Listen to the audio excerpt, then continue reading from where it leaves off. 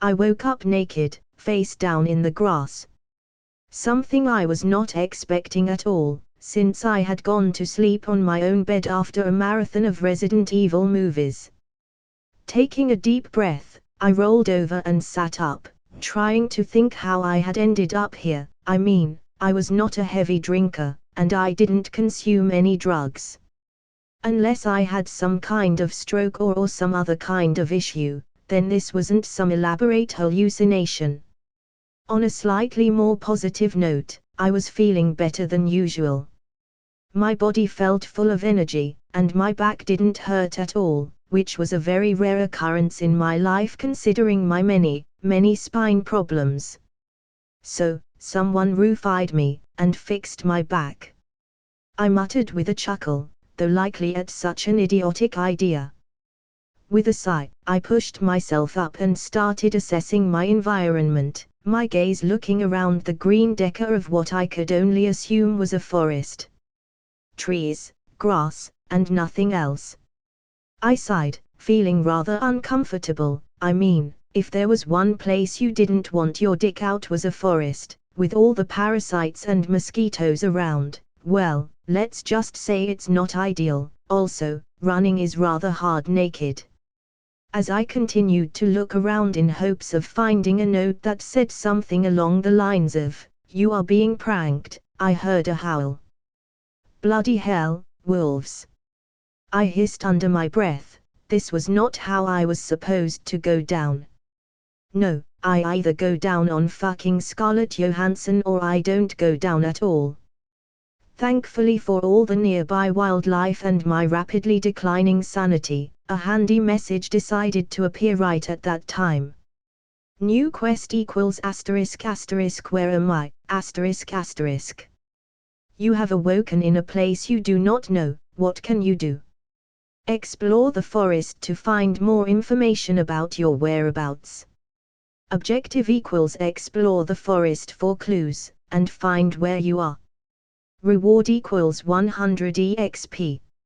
Accept equals yes/no. The message itself was akin to a hologram, a blue box of text that made me question my sanity as a whole. This can't be right, I muttered, looking at the floating text in front of me, for wherever I turned the text would follow my head.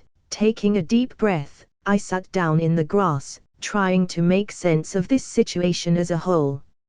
A gaming hallucination, okay, it could certainly be worse, not gonna lie. Trying to brush off some of my previous concerns, I cautiously moved my hand to the yes option and smashed the non-existent button and sighed. Might as well see where this crazy train takes me. Quest accepted.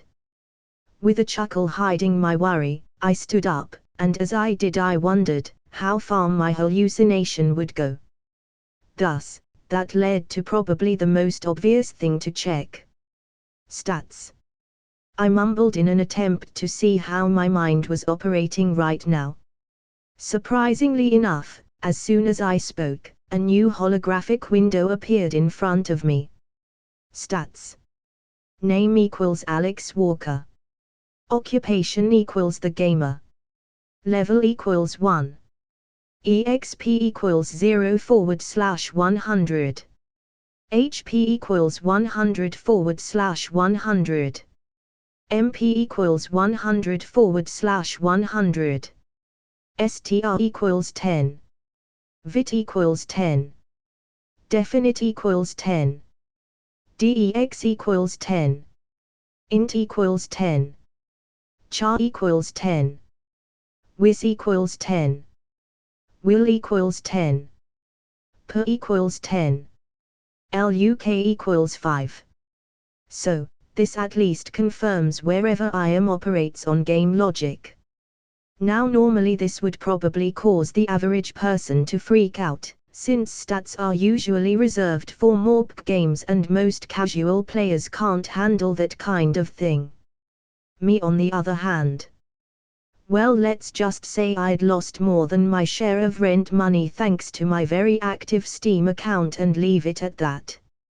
Mulling over the stats, for the most part it seemed a bit clear. I mean, some were obvious, but others, not so much. Fortunately for me, the text I was seeing seemed to have some sort of hover text, meaning if I hover my hand over them, I would get information. Physical stats. Strength, STR, equals a measure of how physically strong a character is. Strength often controls the power and forward slash or damage of melee attacks, the maximum weight the character can carry. Also, some weapons might also have a strength requirement to use them.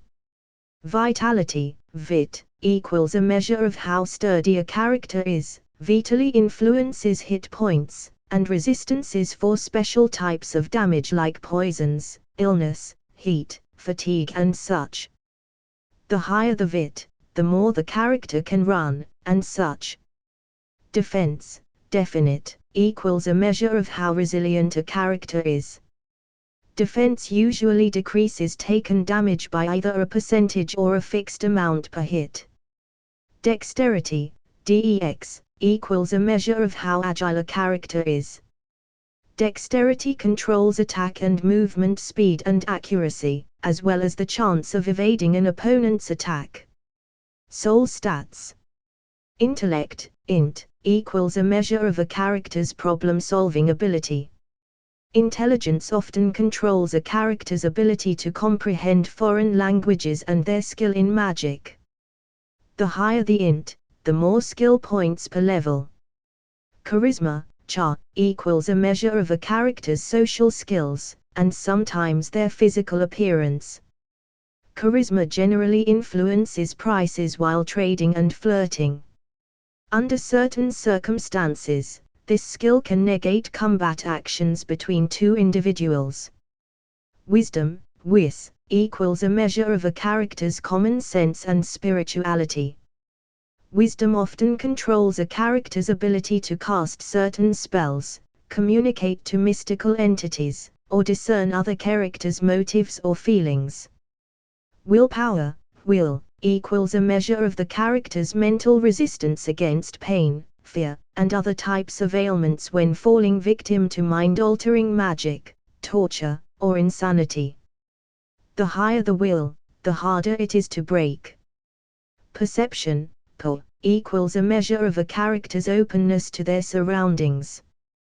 Perception controls the chance to detect vital clues, traps or hiding enemies, and might influence combat sequence or the accuracy of ranged attacks. Luck, LUK, equals a measure of a character's luck. Luck might influence anything, or nothing. With Lady Luck, anything is possible. But remember, Lady Luck is a very picky lover. Well, that summarized things up pretty well. Okay, since there's no off button or switch, guess I'll just have to play this by ear. Guess it's time to explore the forest. Naked, I groaned at being reminded of my currently exposed state. Again, deciding to push my concern aside, I took the first step into what I could only say was the start of something terrifying. After about 8 hours of walking like I was Adam from the Garden of Eden, minus the fig leaf, I came to a conclusion. I was lost. And not lost like a kid in a mall, no, I was lost like a penguin in the fucking Sahara Desert. So much for doing the quest my clearly deranged mind asked me to do. Taking a deep breath, I sat down against a tree, and then I remembered I was naked, and stood up. Ants and balls do not go well together. That realization, along with a sudden breeze sending me into a fit of shivers, made one thing clear to me. Probably should find myself some clothes before I go on any actual quests. As I stood up from the tree, the sound of tree branches in the ground breaking were heard, and soon after a shout. "If you're move, I'll shoot ya." Oh great, a redneck. I recognize that particular intonation anywhere. Immediately I threw my hands up, silently praying this guy wouldn't blow me away before I could get a word in. "I am lost," I replied, hoping the unknown redneck would believe me. "That's so. Why are you naked?" The unknown man inquired before his eyes narrowed. Are you gay? Even if I was, which I am not, with that tone of voice, and a gun on my back, I would never answer him truthfully, and besides. No, just, some bad people stole my clothes, and threw me into the forest to die, sir, I replied, trying to formulate a plan should the man decide to shoot me, and came up with nothing. Lucky for me the guy seemed to buy it. AC, well. Come on, I have some clothes for ya, I don't want to see your chili dog hanging, so come. Chili D, why, never mind. Thanks, really appreciated, I nodded, turning around. The man in front of me was both fat and skinny, and had a stench so vile that I could barely keep a straight face. Coupled with the greasy overalls, the long beard, visibly missing teeth and trucker cap, all he needed was a jug of moonshine in his hand. John McCloud LV5. HP equals 78%. MP equals null. Vit has risen +1. Jesus, smelling the man gave me a stat point, holy shit. Also good to know HP is a percentual value on others. The name is John McCloud, I hate Blake folk ain't gays folk, do you like any of them? Racist and homophobic, well ain't he the package? Taking a deep breath, I shook my head, reminding myself my morals were not above my need to survive. Thanks for saving me, sir. I do what I can, the man smiled, taking the compliment, almost making me forget how much of a stereotypical bigot he was. Following the man to his hut, I took the clothes he offered me as his wife cooked us dinner. How he went from almost shooting me to inviting me to eat was beyond me, but I was not going to complain. That being said, I had to admit, putting the clothes he gave me was a challenge. Despite being told they were clean, the smell wafting off them was awful.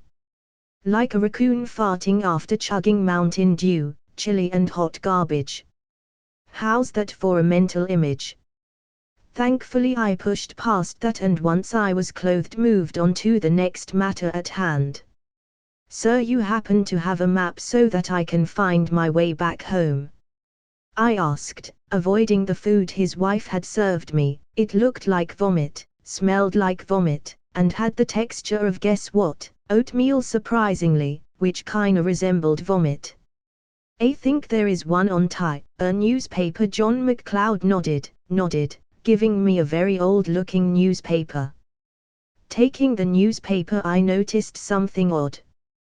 The date read January 1992, meaning either I'd somehow pulled a Marty McFly and went back in time, or this guy was bad at staying up to date.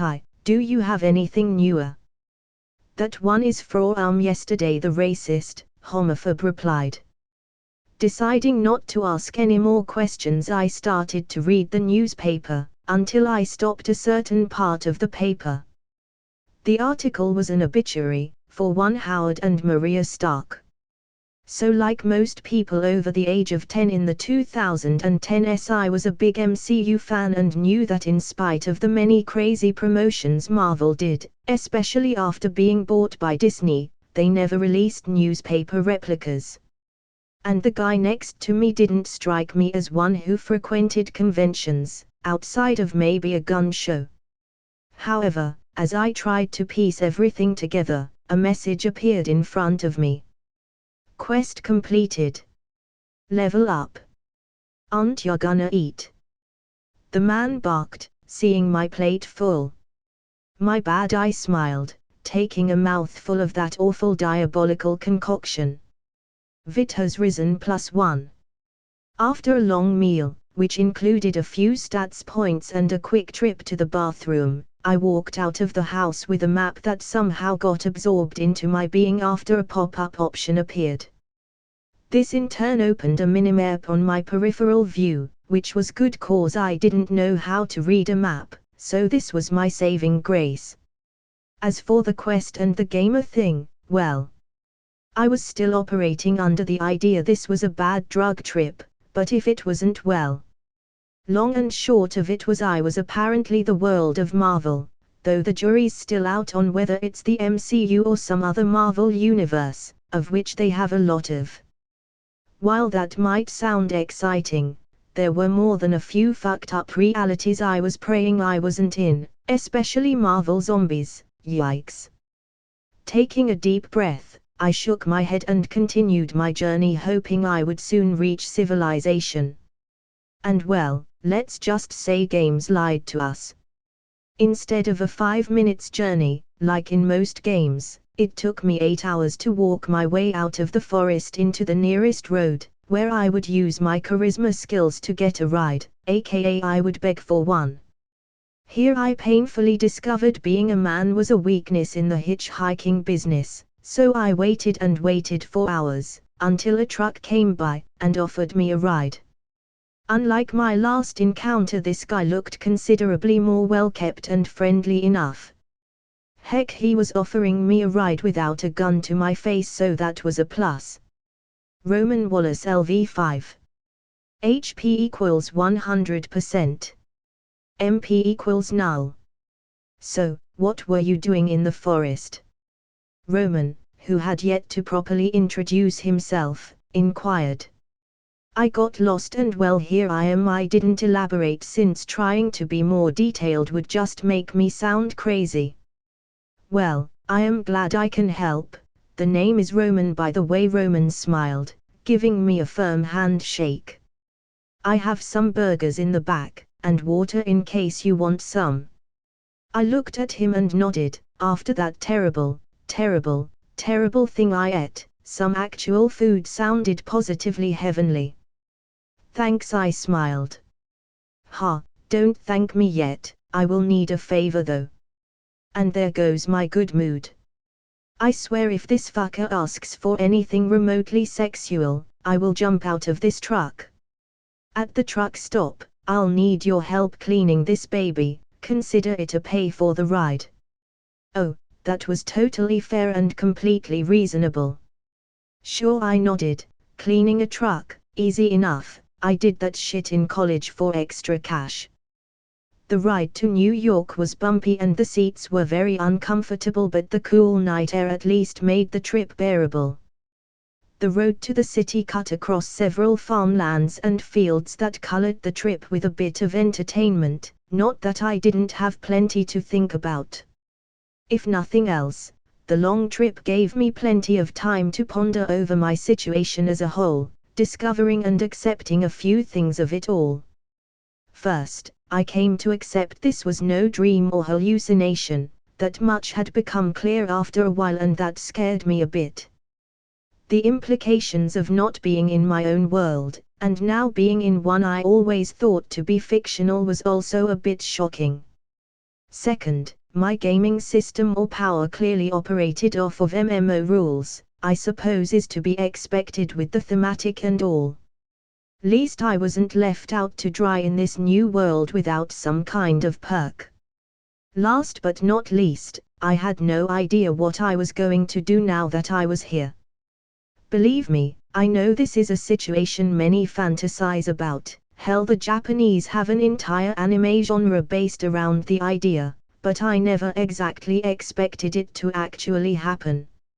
Still, like my grandpa used to say, fuck the doubts and fears in the ass without lubrication, for there is no point of stagnating because of them. Laughing at his old saying, I changed my focus from those suffocating thoughts to now focusing on the bright side of my situation. I was in the Marvel universe, again the jury's still out on which version, and I had a power that was awesome. More importantly, I had options to grow. I mean, it could have certainly been worse. I could have been a human with no powers in here. And a guy with no powers in any Marvel verse, unless I was planning to rob some tech genius or try my luck with some form of radiation or mutagen, didn't have many options in the power department. Speaking of my gamer power, like I said before, it operated like a video game, in its entirety. Menu, I thought as I yawned, leaning my head against the cold window of the truck, waiting to arrive where I would get off. Oh, on another note, I discovered the power worked with mental commands, meaning I didn't have to look like a crazy person talking out loud. Speaking of which, interface, character, quest system, inventory, map, skill list. Some of these options were currently useless to me, like inventory since I literally had nothing but the still filthy clothes on my back, skill list, also nothing, quest system, since the last quest nothing else showed up, but out of all of them, interface was the best one. It had the option to put music in the background. What can I say? If I ever get into a fight, I would love to hear a good song while I kick some ass. We're almost there, the truck driver reminded me, which again brought about another problem. In a few minutes I would be in New York without papers, without money, and without a fucking idea how to get any of them. Maybe working on construction was. Those places always seem to hire people without legal documentation. One thing at a time. Thanks, I smiled, my eyes going back to the menu. Opening the map, I chuckled as I noticed something, like a video game map, the bulk of the area obscured and marked as undiscovered. The only unveiled portion was the small section I had absorbed from the newspaper and what I had discovered on my trip to New York. Using mental commands I zoomed into the discovered area, seeing that the map worked better than I imagined, having icons and such giving me a general idea of what is what and where is where. For example, the coffee shops had a coffee mug as an icon. With a smile, I zoomed out, seeing where I was going. According to the map, I was close to Queens. Spidey, here I go. Wait, is Spider-Man a thing yet? And again I'm reminded of how I have no clear clue on what Marvel universe I'm in and just how many insane possibilities there could be. Still, no need to panic just yet. For all you know, this world is the Marvel Cinematic Universe, or another less dangerous iteration. Maybe one of the 90s cartoons. No ever dies in those. We're here, the driver said, tapping me in the shoulder, again breaking me from my inner monologue. Looking around I noticed we were in the middle of the street, not in the last trucker's stop. Here? I asked and he nodded. I can't let my supervisor know I let people ride with me, he chuckled, though at least looked somewhat guilty for just dumping me. So here is as far as I can take you. Oh, that made sense. Any supervisor would be mad at this clear breach of security. I mean, for all he knows I could be a serial killer or something. Understandable, appreciate the help regardless, I thanked with as much sincerity as I could. Here, reaching for his wallet, he pulled a few bucks and handed them to me. You look like you need a head start, and I know what that is, so consider this my blessing to you. You have received $200. Impressed with this unexpected gesture, I took the money and smiled. I don't know what to say. You could say thank you, the trucker laughed, again seeming totally cool. He just handed $200 off to a stranger. It's okay, kid, we all need help sometimes, and I am glad I got to help you. Now, go find a job and pay taxes. Thanks. I laughed, getting off the truck. See you around. And with that, he left. What a nice guy, giving a complete stranger money. This shit only happens in movies and games, Wonder if this will become a thing. It didn't take me long to find a place to stay. Yeah, forgot that while $200 wasn't much in 2021, in 1992 where everything is a lot cheaper, you can do quite a bit. I didn't find a fancy place, but found a room I would have to share with someone for $150 a month, no background check, no security deposit, which while not ideal was doable for the time. Only downside was my roommate, who looked like he was on some kind of illegal substance, probably because he actually was. Aaron Lemon / drug addict equals LV3. HP equals 23% / 100%. MP equals null. Sharing a room with a drug addict obviously would put most people on edge, but I had nothing for him to steal.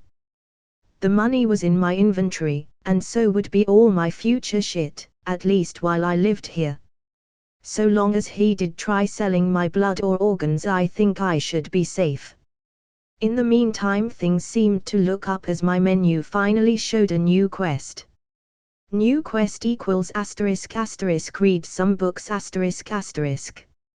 Read a few books and learn a few helpful skills to help you in your day-to-day life. Objective equals learn at least 5 skills 0/5. Reward equals $175, 300 EXP, tutorial book. And here I was thinking there would be no other quests. Time to find a library, I declared, forgetting there was literally someone right in the room with me. Library, huh? I know where it is. I can tell you for some cash. Aaron smiled a toothless smile, thanks to all the crack he had consumed in his life. Granted, he still had a few teeth, though they were yellow and looked about ready to fall out. Yeah, sorry Aaron, I don't have any money. If I had, I wouldn't be here. I reminded him for the 4th time since I got here.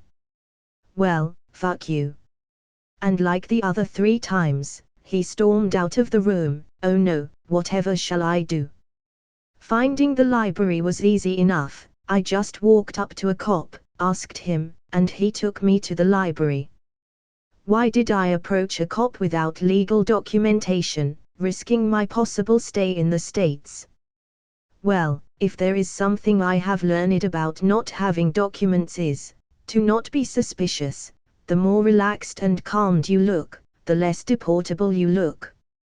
Also helps that I wasn't doing somewhere where documentation was required. Once I was at the library, my hunt for skills began. Some books had requirements I had yet to meet, but others had none, like the world map I consumed like a hungry hippo. Take that, Google Maps.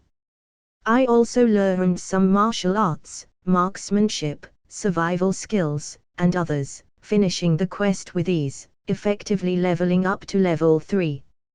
Of course I didn't stop there. I mean, finishing the quest was my primary objective, but why leave when I could learn shit instantly? So I stayed, and continued to consume the books without anyone noticing. Though when I say consume, I don't mean that literally, as that would obviously draw a lot of unwanted attention. Really, I would just tap them, and boom, knowledge is instantly downloaded into my brain. In short, I continued doing this book consumption thing for hours to no end, until the library is closing. The librarian approached me, tapping me on the shoulder. Mary Wallowitz, LV4. Librarian. HP, 100% / 100%. MP, null. Oh, I'm sorry, I got carried away. I chuckled, apologizing to the lady. I'll be out of your hair. It's okay, come back soon. She waved at me as I left the library. Such a nice lady. Makes me really sad that libraries will basically become obsolete in about a decade. Cooking LV8, passive equals a skill that allows the player to cook delicious meals. 8% increase in cooking efficiency. Swimming LV5, passive / active equals passively increases movement speed when swimming by 5% equals 2.2 miles per hour. Running LV12, passive, active equals passively increases movement speed when running by 12% equals 10 miles per hour. Martial arts LV1, passive / active equals passively increases hand-to-hand combat damage. When used actively, it allows for total concentration in combat. Damage buff 1%. Marksmanship LV1, passive /active equals passively increases accuracy and attack damage with long-range weapons by 1%. The skills that are high level are because he knew how to use them prior to learning the skill in this life, so that transfers to here. It took me 8 days to be kidnapped. How? Well, allow me to explain. After my sudden arrival in this world, and what followed after that, I was ambushed by some agents of Hydra. Why? Well, apparently the fuckers have someone with the handy ability to detect mutants, and apparently my fun new ability apparently qualifies as a mutant power, right? Anyway, I was on my way to the library, to learn more skills and stuff, when all of the sudden, boom, 3 Hydra agents leaped out of a dark street corner and beat the crap out of me. Complete waste of time by the way, as I would have gone with them without much resistance. They were all level 25, so I knew from the beginning there was no point in trying to fight highly trained agents with my level 1 hand-to-hand combat. If something good came out of this, it probably was that I had gained a few skills from the prison beating they gave. Mainly physical endurance, so it was a semi-beneficial ass-kicking. Anyway, after their merciless beatdown, I woke up in a cell where I was almost immediately dragged into an office where a Hydra agent enlightened me about what was going to happen. Long and short, the very creepy Nazi essentially said I'd be broken mentally so they could condition me to service their organization and naturally help take over the planet. Usual bad guy stuff. From there, I started to plan. 1. I needed to find a way to escape from this ghastly situation. 2. I needed to find the mutant they had on their command. If that bastard was able to track other mutants, then he or she, inclusion above all, had to disappear. If nothing else, I did not want to go through this shit again. I'm not gonna lie, I am super scared. Being inside a prison cell, at the mercy of a bunch of Nazi-loving bastards, was probably the most stressful thing I'd ever experienced, and it was taking all my willpower not to cry, for what crying would do. Though I was quite certain I was assuredly gonna cry once the torture started. Powers or not, I'm still just a kid ripped from his own reality. I'm not freaking John Wick and not gonna shrug off whatever they have planned. Regardless of that, I knew I had to survive, and I had to escape. Good morning. A man dressed in a black tux entered the room where my cell was located with a wide smile on his face. He was old, in his 60s maybe, with a scar that ran from his white eyebrow to his neck. Ironically, despite being old, his body was fit, way more than mine, and his hands were full of scars. Already I could tell I wasn't gonna like this guy, made all the worse when I looked into his eyes. Why, you may ask? Because his eyes lacked any spark of human empathy. My name is Edward, he said with the same blank smile across his face. And I will be your trainer. Edward Muller, the Hydra trainer, LV31. HP, 100% / 100%. I gulped at his statement, my trainer. Yes, Edward smiled, slowly cracking the joints in his hands, loosening them up to begin. I am him to properly indoctrinate you into Hydra. Whether you choose to cooperate and give in to the pain is entirely up to you. He punctuated that sentence with a crack of the knuckles, not too subtly, making his intentions all the more clear.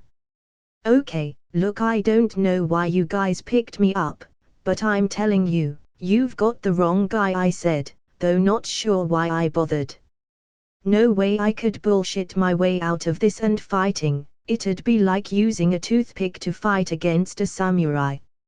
Edward chuckled, taking his jacket out, further revealing his heavily muscled body. Deception, not a bad trait to have. Sadly, it is a waste of time to lie to my boy. Our hound has confirmed that you are indeed a mutant, and not only that, but one with exceptional potential. Thus, here we are. I see, so that's why they had targeted me. Probably should have figured that out myself. The question now, how the fuck did the hound manage to find me so soon? Entering my cell, Edward approached me, and putting his hand on my cheek that left me with uncomfortable sensations and a silent prayer he was only gonna kick my ass. I know that look, I have seen it a lot of times before. How did they find me so fast? He figured that out just from a look. Seriously? Yes, I admitted. There wasn't much to deny anyway, and so far he had been very forthcoming with all the information. Sadly, that was about the only concession he would grant.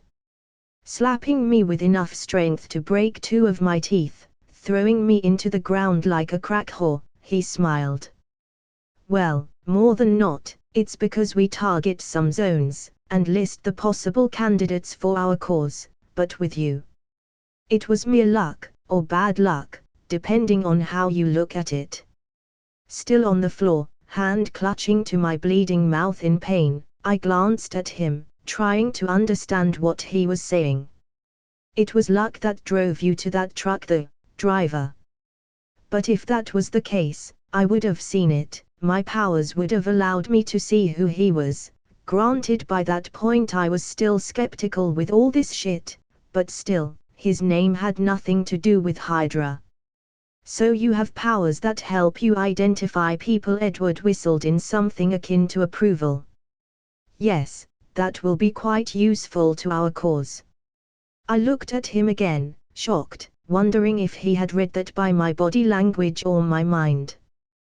To answer your question, no, I can't actually read your mind. Edward chuckled again at my shock. True, that statement seems contradictory, but really I just took a wild guess. Considering your surprise when I said it was the truck that led you to us, your reaction gave it away. Still, if it's any consolation, it wasn't the driver. He is but an unsuspecting fool that helps us without knowing. It might be the pain of that bitch slap you gave me, I sighed, standing up to look at him better. But, would you care to elaborate? I am sure after that, you'll beat the crap out of me anyway. So why not help a broken man understand? With a smile, he took a step forward and struck me in the face with a quick jab. I suppose I could. After all, the aim is to break you both mentally and physically. You see, our hound was being transported back to New York. I see. Last time I ever get a ride with anyone. 6 months of every form of abuse you can imagine, except for the one a lot of people are probably thinking about. Thank God for small miracles. Yeah, things like that and my power are about the only thing keeping me going. If there was any kind of upside to this crapfest, it was my skills improving. Physical endurance, and my willpower, both had jumped to the point I can shrug off most of the things Edward does. If I have to be honest, the worst was during the first week. Now most of his training in obedience is really nothing, at least compared to the first week. Boy did I suffer that first week. Bastard one day thought it would be fun to break each of my fingers with a hammer. I actually ended up begging him to stop when he talked about moving on to my genitals. Powers or not, I doubt I could have handled that. But unbeknownst to him, the ball-breaking idiot had given me the tools to survive Hydra and their brainwashing techniques. For one, I discovered how my stats worked, more in depth that is, for after a certain amount of stats you would get an achievement, a perk for that stat. In my case, willpower and vitality have given me 2 very useful tools to survive this place, a few perks that made my stay painful, but a pain that I could handle. Skills. I thought, as the skills and perks window opened. Physical endurance LV41 equals the body's durability increases, allowing for less damage taken, 41% decrease in damage taken by attacks. Will of Stone. Asterisk perk asterisk equals pain and suffering always come, but as long as my will stands, nothing will break me down. Eases the mental pain of one's body immediately, erasing the lingering sensation of pain by a 15%. You know what they say, pain is an illusion and your mind controls it.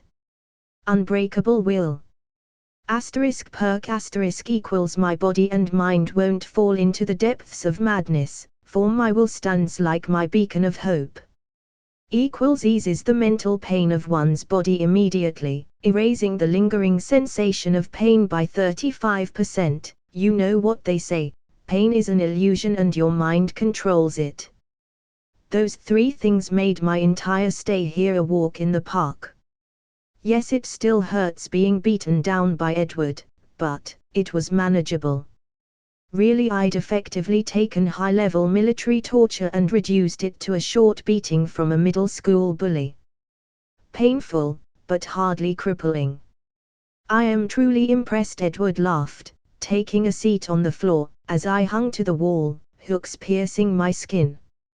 You were so vocal at first, yet it seems my usual tactics aren't working anymore. Perhaps a result of your mutation. So he had noticed.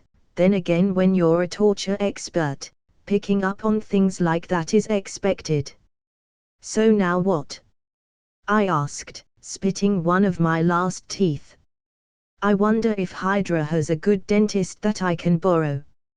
Now, you go to the next stage, Edward sighed as he placed his jacket back on, devoid of his usual glee. If only my training had worked, you would not have to endure the next stage. I almost feel pity for you. Training. All he did was beat the crap out of me on a daily basis. That shit is not training, not even close. Pity, that's funny coming from the man that used me like a punching bag.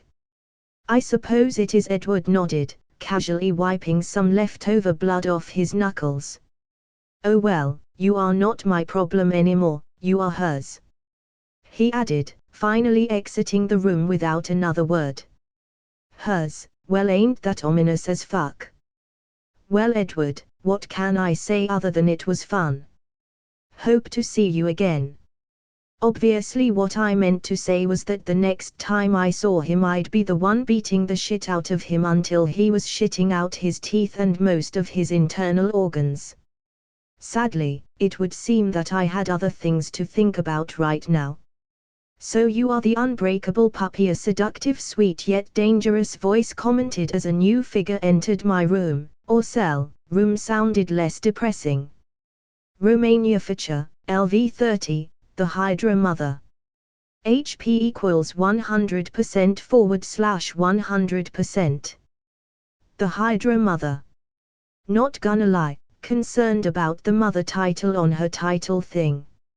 I wouldn't say I am unbreakable, more like there were 2 ways torture could have ended. Smiling, the woman looked at me, and asked, and what were those 2 ways? Well, 1, you manage to break me, or 2, I get into it, and well, that's another problem alone altogether. There was a time I wondered why some men paid for this type of shit, and well, now I know, I replied with a toothless smile. My crack addict Rumi would be proud. I see, Romania said, her smile not empty like Edward's, but I could tell there was something off about it. Good thing I have other methods to train you, don't you think? I pouted, and here I thought you were going to spank me. Keep talking and I might, kinky.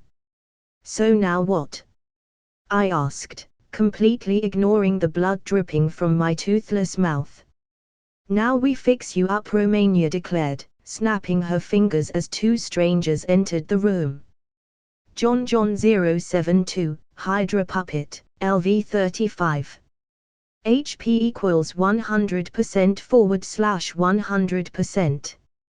John 121, Hydra Puppet, LV33. HP equals 100%/100%. I have a bad feeling about this woman. Well, and here I thought Hydra was going to leave me toothless and naked, like a crack addict. What is up with me with crack jokes? I need to stop cracking them jokes, ha ha, get it? Oh no, after all, what use do we have for a broken tool? Well woman, your organization has been sending me mixed messages with all the shit you guys are doing. First we are going to break you, then not, then yes, make up one of your minds. Ha ha, get it? Cause Hydras have multiple heads. Oh boy, I am on a roll. After Hydra was so kind as to replace my teeth, I didn't bother to ask how they did it. I was relocated to a new place. Surprisingly, instead of a cell, I was given a room. Yeah, technically a cell is a room, but this one didn't have bars or anything, plus some decent furnishings, though the door to the place was locked. Only other consolation I had was from Romania, who claimed nothing would be done to me, for now. Thus that just left me with a fair amount of free time, which I fully intended to use to hopefully make myself strong enough to get out of here. I knew such imaginary goals were by no means close to achievable right now. According to my power, 0 to 20 was the normal amount of STR in the average human, 20 to 50 the average amount in a trained human, like a cop, 50 to 70 the average amount in a very well-trained human, like a pro boxer, 70 to 150 peak human condition, meaning the average peak of what a normal human could achieve. Beyond that, I didn't know. I had to reach at least 50 STR to know what followed after that last tier. Offhand, I reckon it's something along the lines of minus superhuman strength, or something. Probably what Captain America has. Training, I see, Romania said, her voice echoing in my room through the radios at the top. Well, I don't have anything else to do, so why not? I replied, not much point in lying after all. Worry not, in a few months, you'll have plenty to occupy your time with, I assure you, Romania replied, her tone promising something that was already giving me PTSD. Looking forward to it. I had no idea what her plan was, but it didn't mean I was gonna give her any kind of satisfaction. As long as there was a will, there was a way to get out of this situation. In the meantime, Romania chuckled, as the doors of my room opened. Feel free to use the gym in the facilities. After all, just because you're trapped here doesn't mean you can't have a little fun. What games was this woman playing? You're opening the door, what a good captor you are, I replied, my body tensing at the sight beyond the door. Well, I aim to please, Romania said, her clear smirk obvious even if it wasn't visible. Besides, you know it's impossible to escape, and you know what will happen if you try, so I trust you to be a good boy and behave. I will, I replied. If she was really letting me use the facilities, then I'd play my part, and be obedient. At least until I had enough power to break out of here. Until then, I will follow the rules, dear captor. Wonderful, Romania replied, then enjoy the facilities Hydra has to offer, Mr. Walker. The facilities Hydra had were magnificent, to say something. It was honestly kind of insane the amount of stuff they could cram into each installation. Sadly, my access was pretty much limited to their gym and library. Of course, I was making sure to make full use of each location, spending 10 hours in the gym, and 10 hours in the library, and resting for 4. I know it was a tight schedule, but it was the only way to gain sufficient skills and stats to hopefully break out. Amidst the long cram and exercise sessions, I am afraid to admit, I was somewhat scared of what Romania was preparing for me. She seemed so confident she would break me, that it ignited a few red flags inside of me. Even Edward before he left was confident she could bring me to heel, which really said a lot about her without actually saying anything. Sadly, I didn't have much else to do given my situation and could only focus on the current task at hand. Yes, I had yet to use my stat points, for now they were my ace, my secret move to escape. At the moment, I was still debating where to invest those babies, maybe definite, or int. As for my skills, well, I knew that if I experimented enough I would be able to create mana skills. I mean I had a good amount of mana, but, for self-preservation reasons, I decided not to learn anything flashy yet. Hydra had cameras all over the place. If they suddenly saw me doing mystical shit, well, they would tighten my shackles, and for now, I liked my slave collar how it was. For now I would continue doing the only quest I could, a repetitive quest that appeared after my first visit to the gym and library, both body and soul. It was like the quest in the library I had first gotten. Thankfully, it was one of those redoable quests, meaning I could do it over and over and over again, getting the same rewards at a consistent pace, hence how I was able to jump a few levels so fast. "Mr. Walker, I was looking for you," Romania announced as she walked into the library with a wide smile. "Well, hello there." I waved, smiling as I imagined shocking the life out of her. "So cordial, wonderful. Well, you'll be pleased to hear that I finally have what I need to start with you," Romania said confidently, snapping her fingers as she did. Soon after, a man entered the room carrying a little girl in his arms. By the looks of it, the girl was unconscious. As I looked on stunned, Romania looked ever confident. "Her name is Emily, and she will be in your care. Emily Smith, orphan, LV1. HP equals 100%/100%. That was her master plan. Making me a babysitter. What was that supposed to do? Could you elaborate?" "Happily. Put simply, your life and hers are now effectively tied together. If she dies, you die. If you disobey, she gets punished, and if you do what you are told, well, she gets to live. Simply, don't you think?" She punctuated that last word with a more sadistic grin that left my skin crawling and my blood boiling. So that was her plan, to appeal to my human side, by giving something or rather someone to take care of. "You talk as if I care about the girl." I hated myself for saying that. The little girl had no fault in this. I also hated that her plan was already working to a degree, for I was questioning what to do now, how to play my move. "True," Romania responded casually, tossing me a knife. "Then kill her." The room went utterly silent as I stared at the knife, then back at her, my mind slowly trying to process what was said. "What?" "Kill the girl," Romania repeated, a sinister grin back on her face. "You're absolutely right. This girl is just some stranger you have no attachment to whatsoever and thus owe her nothing. Thus you should have no issue killing her." I thought of protesting only for Romania to cut me off. "Also, just know that we'll simply kill her ourselves if you don't. Just something to keep in mind." "Well played, Romania. For now, you have the upper hand. You got me," I chuckled bitterly. "I'll take care of her, I still have a heart." "Wonderful," Romania lightly cheered to herself, looking all too pleased with herself. "Though, I wouldn't get too comfortable as there are some stipulations.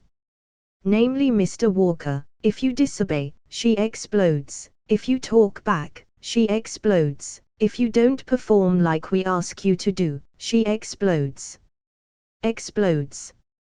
The kid has a fucking bomb in her." "Well, that's just great.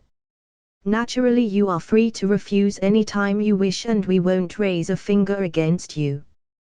Just know that after she dies, we will assign another child to you, and another until you either break down and obey, or we have to fill an entire cemetery. Are we clear?" Romania smiled. Yes, I nodded, glaring at her, barely containing the abhorrence I was feeling. "Good, and before I forget, the children in question, they aren't some random orphans we picked up off the street." "No, we made sure each and every one of them have still living and loving families. So keep that little detail in mind, Romania added with a sweet smile full of poison. Now, I will let you and your new charge familiarize with each other. I will be in contact for your training. With that said and done, she left. New mandatory quest. Equals escape Hydra. Objective equals your plans to escape Hydra are already in motion, but even then you have to be careful. Hydra has ears everywhere, and will do its best to keep you down. Bonus objective equals escape with Emily, the poor little girl shoved into your life. Reward equals 500,000 EXP, $50,000. Failure equals death. As if I needed more reasons to leave this place. Emily woke up 3 hours after that, and was understandably scared of me, and everything, giving me more reasons to hate Hydra. Then again, I don't know what I was expecting from a terrorist organization. Where is Mommy? Where's Daddy? I don't know, that was a lie, I knew. I simply didn't know how to break such news to her. What was I to tell her? She looked like she was 4 or 5, I had no experience in this field. I don't want to be here, Emily said between tears, using my blankets to cover herself. That makes 2 of us, I replied with a sigh. Don't worry, I'll make sure we both get out of here. Promise. After having Emily pretty much chained to me, I only had a week to adjust before being thrown into training. Over the next 2 months I was little more than their dog. They point and I obey. In turn I was encouraged to perform more than a few unpleasant acts. These included torture, interrogation, and assassination work, or rather putting me in a room with some random person who I was then ordered to kill. It really was a lose-lose situation, since I either kill someone directly, or I let Emily die. Needless to say, I spent many days curled up trying not to have a panic attack after all the shit I was forced to do. The only kind of solace I could take from any of this shit was that I was getting stronger by the day. Yeah, as disgusting as it was, the missions they had me doing were giving me the necessary experience to buff myself up. Kind of like randomly killing NPCs in a video game, except with actual PTSD. Fun. At this point the only things keeping me sane were the desire to get payback on these freaks and... Hi, Emily waved at me, hidden in the blankets of my bed, as I entered the room after one of the missions Hydra had sent me to do. That little bundle was the only other thing keeping me sane, knowing that at the very least I was keeping her safe was helping me move forward. Hi, I half-heartedly waved back, pulling out a small bag of Doritos I had bought while out and about. One of the few concessions that heartless bitch Romania gave me. Like one of those boxes with a cat that steals a coin, Emily snatched the Doritos from under her fort. Thanks. Don't worry about it, I said, visibly exhausted as I took a seat on the floor. Despite the improved accommodations, the only furniture in my cell was the bed Emily was occupying. By the way, sleeping on the floor is awful. I'm scared of them. Emily muttered, the sounds of munching from the tiny hole of her blanket. I know, but don't worry. As long as I obey, you'll be okay, and I promise I won't let anything happen to you. What a bitter sentiment, the freedom of one, the life of another. And yet, it was a decision I would stick with, no matter how much it killed me to do so. I knew it was right. Well, I chuckled, as I pushed myself up back to my feet. I have to go and train. In the meantime, I slowly reached into my backpack and pulled out a coloring book, which I dangled in front of the bed. I got you something. Once again, she snatched the coloring book, and thanked me, with a barely audible sound. It wasn't much, but that was enough to motivate me to walk back out into whatever crazy missions came my way. As long as I can keep that little girl safe, I'm good. After 5 hours at the gym, I was permitted to spend some time at the library. Of course, what I was doing wasn't related to any of the crap Hydra wanted me to do, but a personal matter: how to remove the bomb from Emily's body. Lack of medical license aside, it was pretty much the only way to take the proverbial bullet out of Hydra's gun, and that was a good enough motive for me. Funny enough, when I took this decision, a new quest was created. Quest: Save Emily. The quest, like the one to escape Hydra, was a high-risk, high-reward quest, meaning failure would result in the death of Emily. Sadly, my study time came with one obvious little hiccup. You really have taken interest in the human body, Mr. Walker? Yup, I had a chaperone, pretty obvious given the situation, but would have at least been nice if it was some random goon instead of the head bitch herself. Thus I pretty much needed to bullshit my way out whenever I could. Well, before you kidnapped me, I wanted to be a doctor. Ironically, that part was true, at least prior to this bullshit, and, well, we both know that dream is rather impossible to reach now, so I am happy with reading. And you know. How is young Emily doing? Romania inquired with an infuriating smile. Good, a bit scared of me, but she at least talks to me. I mean, I have followed all of your orders without a question. That alone should explain why she's still in one piece, I replied, putting the book on human anatomy I was reading down. Yes, yes, my loyal dog. Romania smiled, pleased with my answers, going so far as to lightly pat my head to get her point across. I aim to please, I spoke through gritted teeth, fantasizing about the many ways I would make her suffer after I regained my freedom.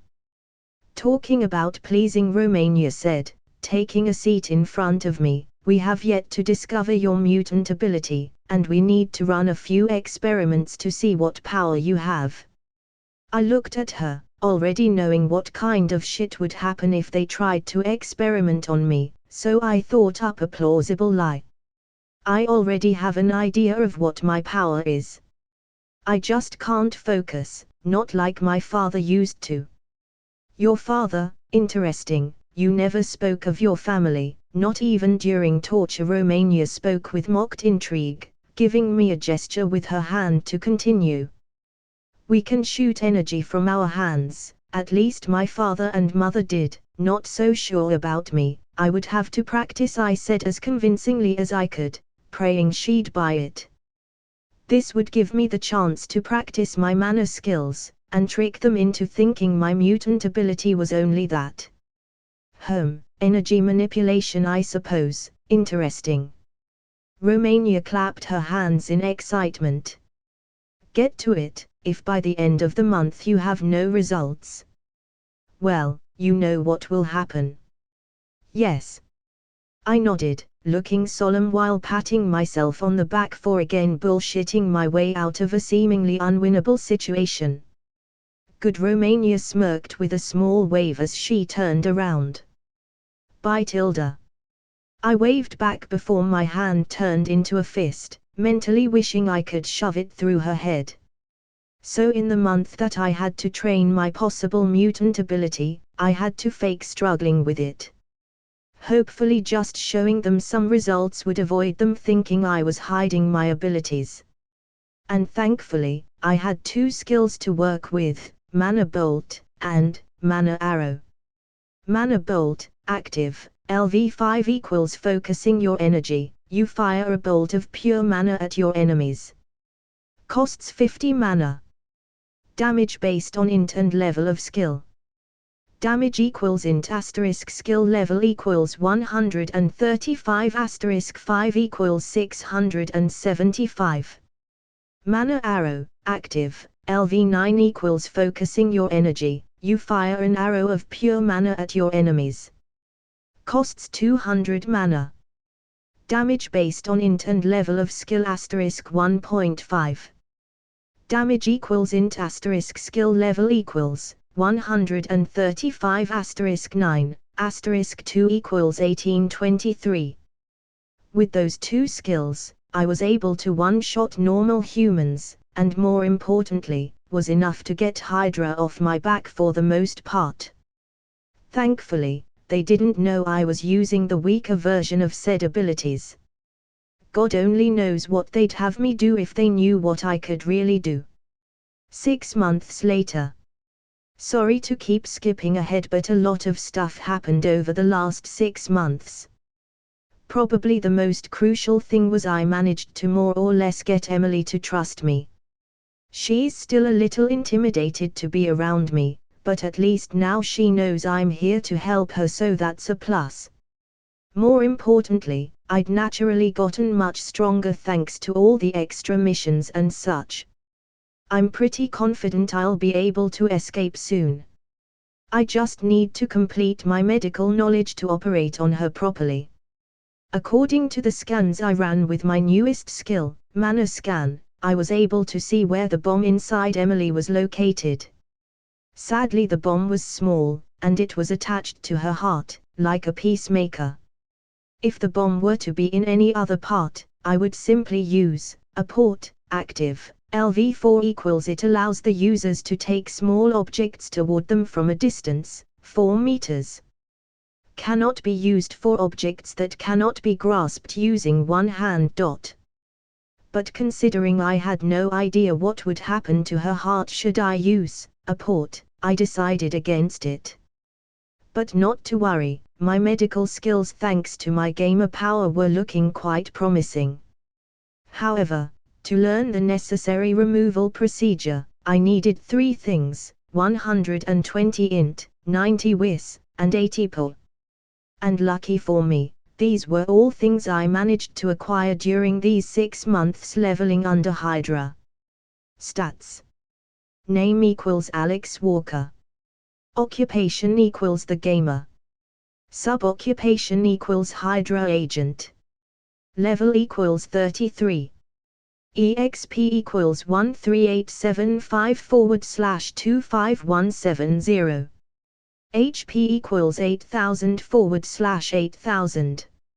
MP equals 14500/14500.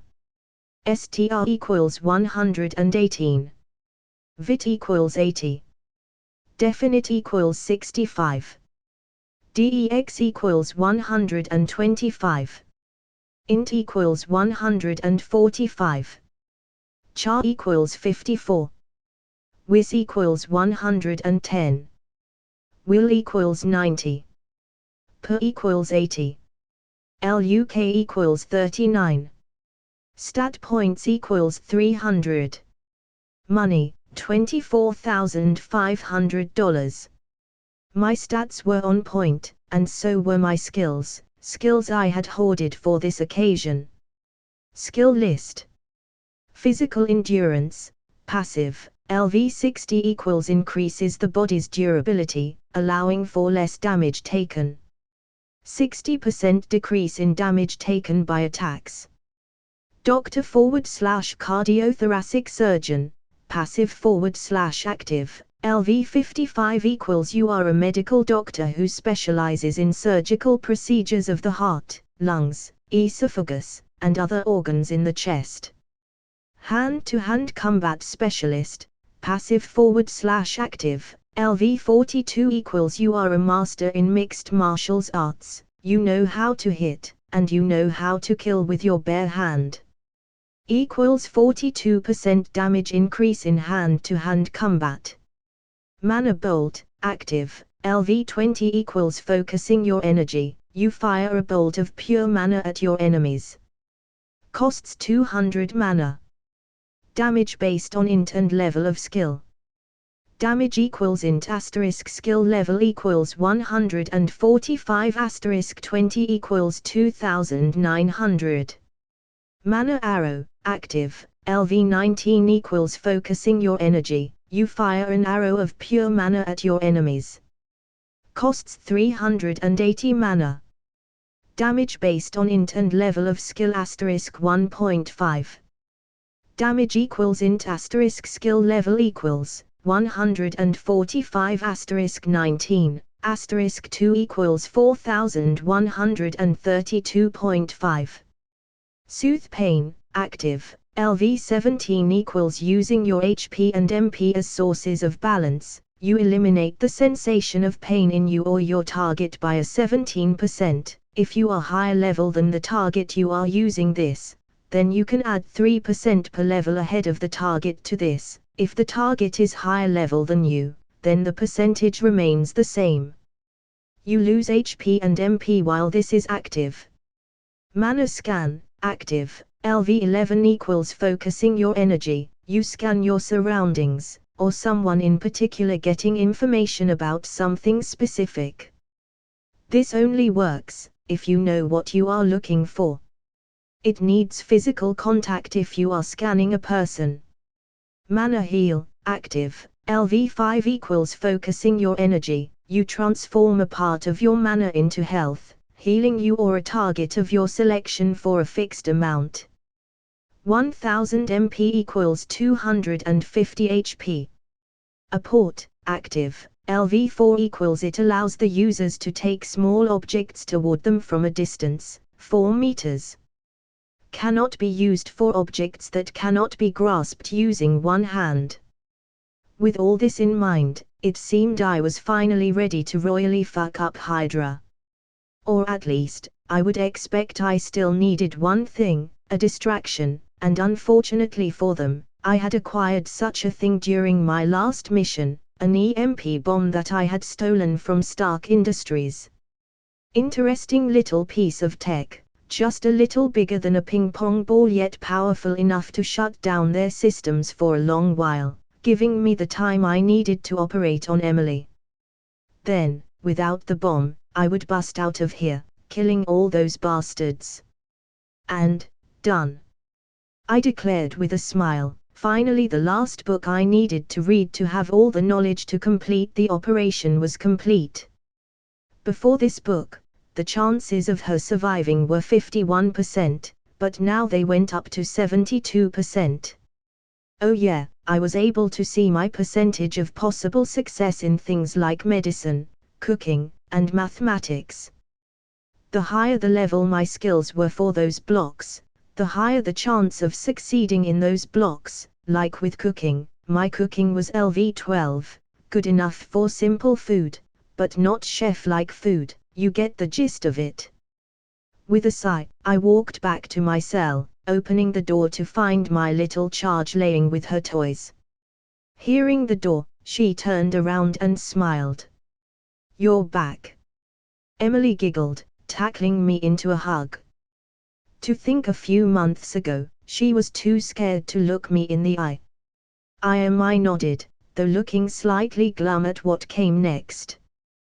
With a single chop to the neck she was out like a light as I pulled the EMP bomb out. Time to escape this hell.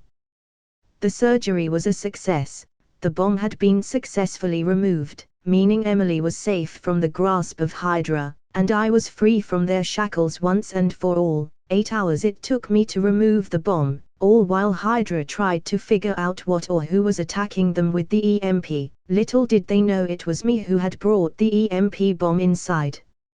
Not that I judged them for not knowing, because during my unwilling stay here, I never revealed my inventory or the true nature of my powers. I kept that in secret. Even when they tortured me, I knew this was my only way out, and I had to keep it quiet.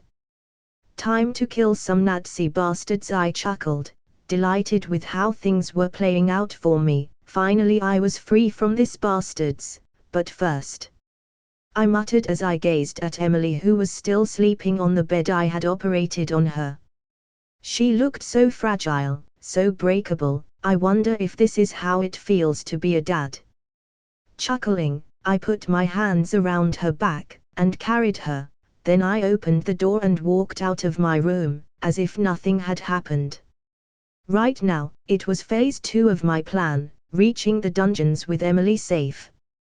My reason for going to the dungeons was to get a dog cage and to leave something above the big tank of gas in the dungeon that supplied the entire base with heating. 2 small tasks, but the most important was the cage.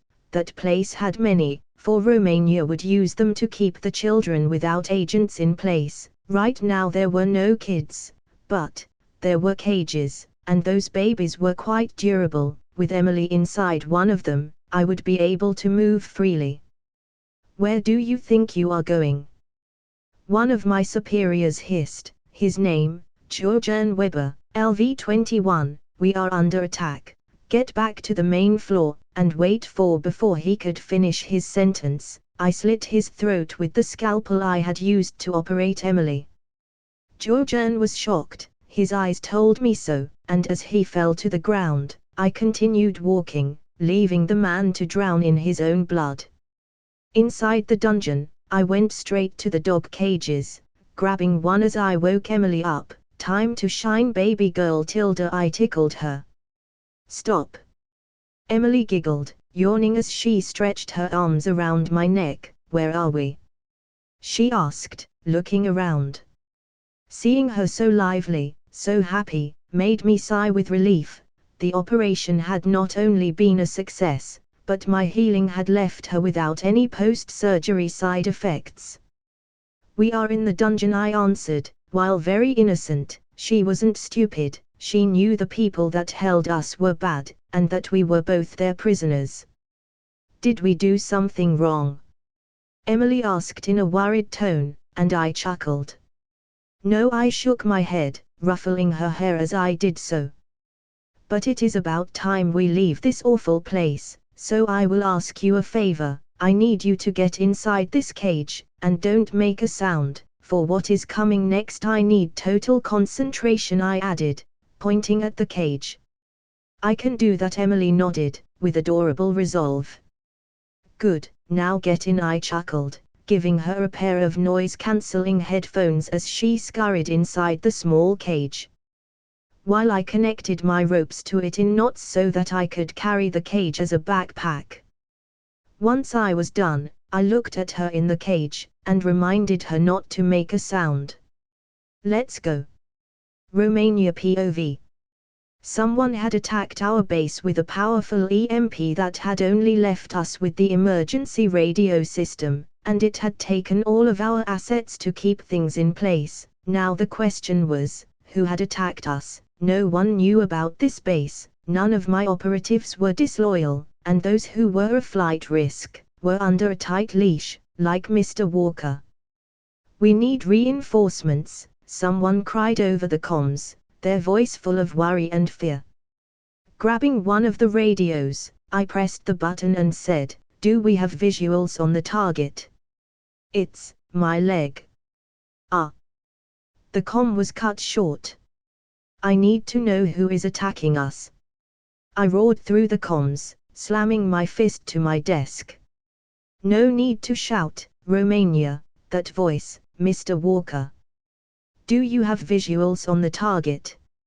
I asked. If someone was competent, and as long as I kept the leash around his neck tight, there was nothing he could do. "Well, all I can say is that he is extremely handsome, and very very angry with what you guys did with him. It couldn't be, he would not let Emily die. His one weakness was his emotional attachments, he would not kill her with his actions." "I will assume this was an ill-judged attempt at humor, Mr. Walker," I hissed.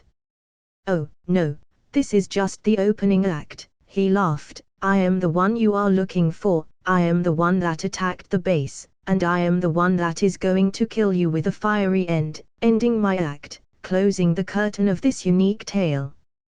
You do realize I hold Emily's life in my hands, right?" I reminded him. "I know, by the way. I love your new outfit, it highlights your eyes." "My outfit, but I haven't seen him today." Turning around, I looked at the window in my office, to see him smiling at me, on his back, one of the cages I used to keep children and animals, and on his hands a gun. "If you move, I will explode her," I hissed, hoping he would believe this lie, for the EMP had fucked most of our equipment, meaning I didn't have the power to actually kill her by exploding the bomb at her heart. Breaking the window that was supposed to be anti-bullets with one hand, he hopped into the room with a wide smile. With no power, how do you pretend to do that? He hummed, the way I see it, you don't have the power anymore. Then what? You'll kill me. I scoffed, even if he did, the moment we recovered power, Emily would die, and we would hunt him down, shackling back to his cage. And here I thought you were smart, but don't worry, soon you will be retrained. Adorable, he chuckled, but I didn't come here to kill you. I came here to rip your hand off. The elevator needs your fingerprints, so, you know. He winked. Before I could reply to that statement, he slammed his hand against my neck, and with a serrated knife started to cut my right hand off, while keeping his lock on my neck so tight, I couldn't even scream. Well, off I go, Tilda, he whistled, hopping out of my office as I screamed in pain. He would die for this, he would. He would regret leaving me alive. Alex Walker POV. You know the best part of having a minimap?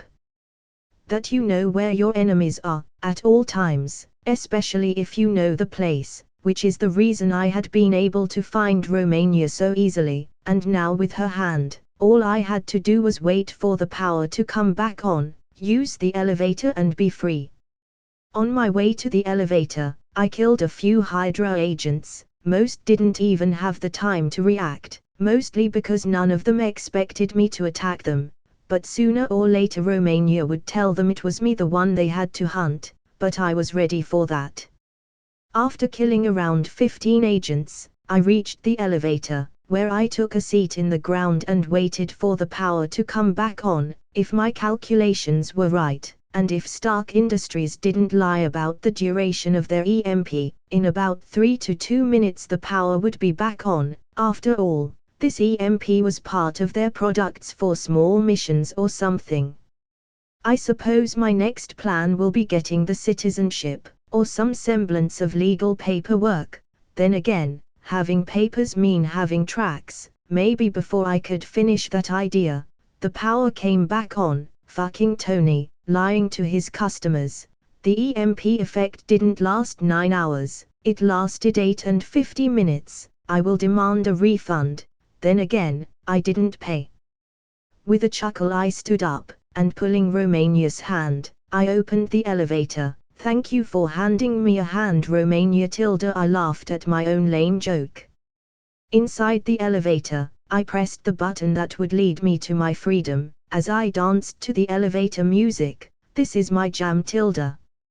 It took the elevator a few seconds to reach the top, where I for the first time in some time, took my first step as a free man, and 10 started running, Usain Bolt style, for things were about to get hot.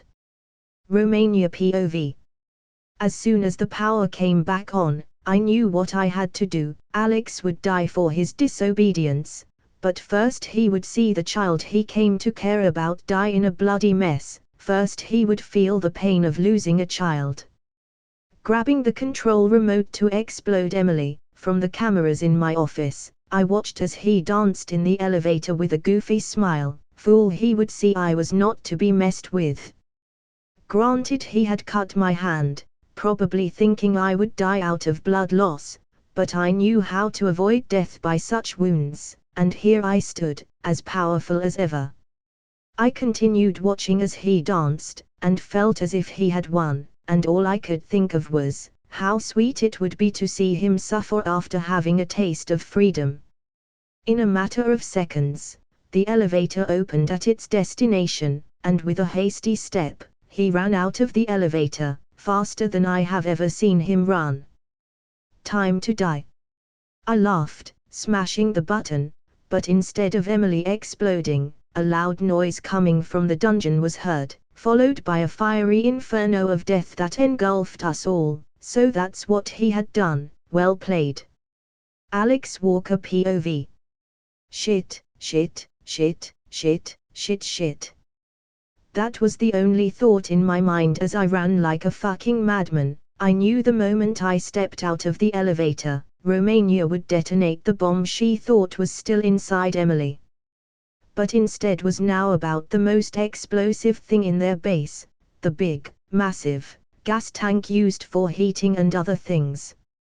And just as I had predicted, a few moments after I ran out of the elevator, she pressed that button. I mean, if the fire coming out of the antique shop was anything to go by, oh yeah, apparently that was the cover for their base, an antique shop. Anyway, the shop blew up, in a fiery show of death. It was quite satisfying. Mandatory quest completed. Equals escape Hydra. Objective equals your plans to escape Hydra are already in motion, but even then you have to be careful. Hydra has ears everywhere, and will do its best to keep you down. Bonus objective equals escape with Emily, the poor little girl shoved into your life. Reward equals 500,000 EXP, $50,000. Failure equals death. You have leveled up. You have leveled up. You have leveled up. You have leveled up. You have leveled up. You have leveled up. You have leveled up. You have leveled up. You have leveled up. You have leveled up. Stats. Name equals Alex Walker. Occupation equals the gamer. Level equals 55. EXP equals 13875/25170. HP equals 10000/10000. MP equals 16500/16500. STR equals 128. VIT equals 100. Definite equals 85. DEX equals 145. Int equals 165. Char equals 74. Wis equals 130. Will equals 110. Per equals 100. LUK equals 59. Stat points equals 500. Money, $74,500. Holy shit, 10 levels in one go. I feel like a cheater, which is good. I enjoy getting easy shit. Well, I better find a car, so that I can get the hell out of here. I whistled, as I looked over my stats. Chapter 7, Chapter 7. If you want to read up to 30 chapters ahead, go to https://www.patreon.com/cornbringer.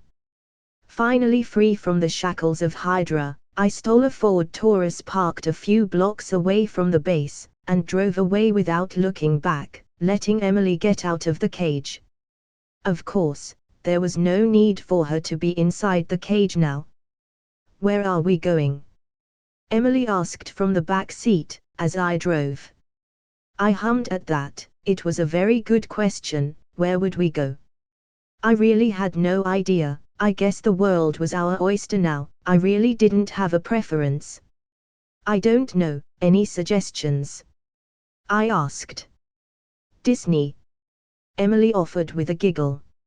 I chuckled at that. Why not? Orlando seems like a reasonable place. Are you my dad now? Emily asked all of the sudden, making me choke on my own saliva. I know what the bad guys did, and I was just wondering. You take care of me, and mommy used to say that's what a dad does, take care of you. Well, it seems she knew more than she let on. Would you want me to be? I replied. I don't know, Emily replied, her tone soft and vulnerable. I know they are dead. That lady made sure I knew that. Well, then let's not put titles to our relationship yet. Just consider me your guardian for the moment being, I offered with a smile. That works. Emily smiled. I smiled at her through the rear view mirror of the car. Orlando, here we go. Keller POV, Director of S.H.I.E.L.D. The news spoke of a terrorist attack in Texas, an explosion without precedents that killed many, but I knew better than that. This was no common terrorist attack, something else was brewing, and I couldn't help but feel it was of great importance. "Fury, I see you got my message," I said, as Nick Fury, one of my best agents, entered my office. "I have, sir." Fury nodded. "Have you seen the news?" I asked, and he nodded.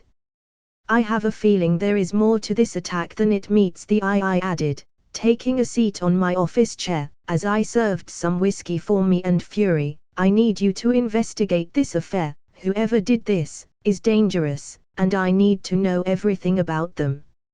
"You can count on me, sir," Fury replied. "Good." Alex Walker POV. From Texas to Orlando, a one-day drive to the place where magic exists, figuratively, I am talking about Disney World. "Are we there yet?" I chuckled. "Nope, we still have quite some road to cover." "Can we eat something?" Emily asked, and I nodded. "W.C. Donald's or Burger Duke?" I asked with a chuckle. Emily giggled at that. "Those places don't exist." "I know," I laughed. "Let's get you a Happy Meal." As if on cue, a sign with the M of McDonald's pointed out I was half a mile away from a McDonald's. "Look. We are close to your meal. I want big fries." Emily nodded eagerly. It would never cease to surprise me that she was so innocent with everything that had happened to her. "I want some too." Hydra had awful food, really awful food. With a smile, I continued driving until I reached the McDonald's, and ordered our food. Then we parked and started to eat, all while I was wondering what to do next. I mean, one thing was for sure, I had to level up. One does not simply stay idle with a power that lets you grow. But the real question was, what was my goal now? Become a hero? A mercenary? I didn't know. I didn't know what motivated me now that I was free. I mean, in a way, I suppose I would never be truly free. Hydra was still out there, and would most likely hunt me down. I guess that's a good goal, eliminating Hydra as a whole. New quest created. Equals eliminate the Hydra. Objective equals destroy all the Hydra bases in the world, bringing down Hydra once and for all. 0/25 bases. Bonus objective equals do it without shield figuring out who is doing it. Reward equals 1 million EXP, $700,000. Failure equals death or prison. I laughed as the quest appeared. If I didn't know if I wanted to hunt those bastards down, now I know. That reward was quite tasty, and it would bring me immeasurable pleasure to see them die. Heck, I might even save the Winter Soldier in the process, just for kicks. New quest created. Equals dead or alive. Objective equals the Winter Soldier is Hydra's most powerful weapon. You have but two options, killing him, or saving him. The choice is yours. The point is that dead or alive, he won't serve Hydra anymore. Bonus objective, don't get captured. Reward equals 2 million EXP, $700,000. Failure equals death, brainwashing. Dead or alive, what a grim, but understandable concept. I highly doubted I was on a level where I could take the guy on, if his feats in the movies and comics were anything to go by. But unlike him, I am not frozen in time, and I can grow. I guess these two babies will have to wait until I reach a level where I can actually do those quests, because none of them were at my current reach. First, if I started attacking Hydra bases like a sexy Badis, they would send him the Winter Soldier. So no, I wasn't looking for the thrill of having my ass kicked by a super soldier, not just yet. So the best plan at hand was training and farming. Second of all, I needed to find a safe enough place to make my base. a place where Emily and I would be able to sleep without worrying Hydra agents would pop out like porn ads on every website. 3. I needed to find a way to level up without risking my life so fucking much. All my quests were like do it or die 3. I mean, I like Dark Souls, but chill those edgy tits gamer power. Can I get some ice cream? Emily asked, snapping me out of my trance. Yes, I nodded. Chapter 8. If you want to read up to 30 chapters ahead, go to https://www.patreon.com/cornbringer. Already in Orlando, I rented a 2-bedroom apartment close to the beach, and went to the nearest room to go to decorate Emily's room. What can I say? Being a dad apparently is like a disease, it only gets worse. As for Emily, I was debating whether or not to put her in school, considering I still had no idea how safe we were. Also, I had no papers, so I didn't know how that would work. Maybe I could hire a private tutor to homeschool her. That could work. Can we go to the beach later? Emily asked, using the most lethal weapon in a kid, her puppy eyes. Fortunately for me, I was immune to that. No, unfortunately we have to keep a low profile for the moment being. I have no idea if Hydra is tracking us, and I rather avoid open places for a while. Emily nodded in understanding. Then I will watch TV, she added, with a smile. Go ahead, I smiled. As Emily went to the living room to watch some cartoons, I laid down on my bed and started to think, to plan. I needed a way to get levels without so many death flags on my back. A dungeon would be nice right about now, but I had no idea how to find one, or if my gamer skill had that function at all. Maybe it was like in those games, like Vanilla WoW for example, where to access a dungeon you wanted you had to go where the dungeon in question was located and find the entrance. Maybe that was the answer to my plights. If that were to be the case, getting a map would be essential, because in those games the only way to find the entrance to a dungeon was through the map. I mean, either way I needed to complete the map in my system. I only had a very small part discovered, so regardless of the dungeon system, a map was my top priority, but not any map, a world one. Chapter 8. If you want to read up to 30 chapters ahead, go to https://www.patreon.com/cornbringer.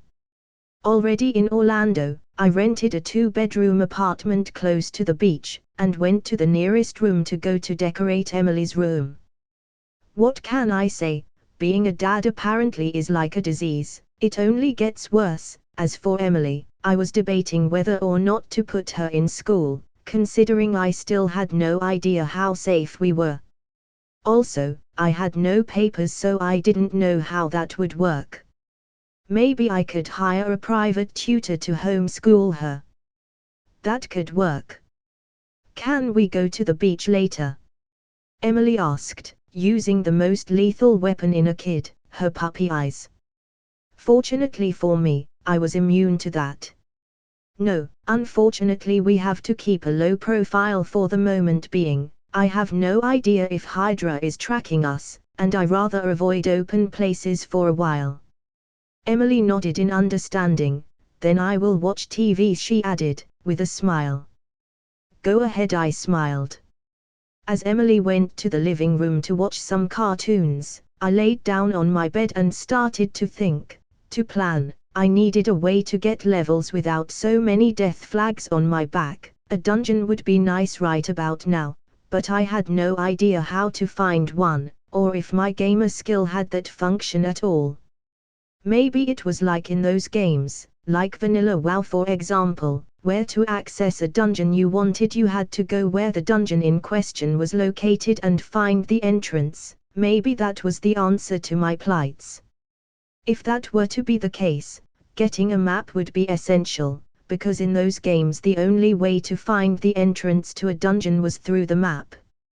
I mean, either way I needed to complete the map in my system. I only had a very small part discovered, so regardless of the dungeon system, a map was my top priority, but not any map, a world one.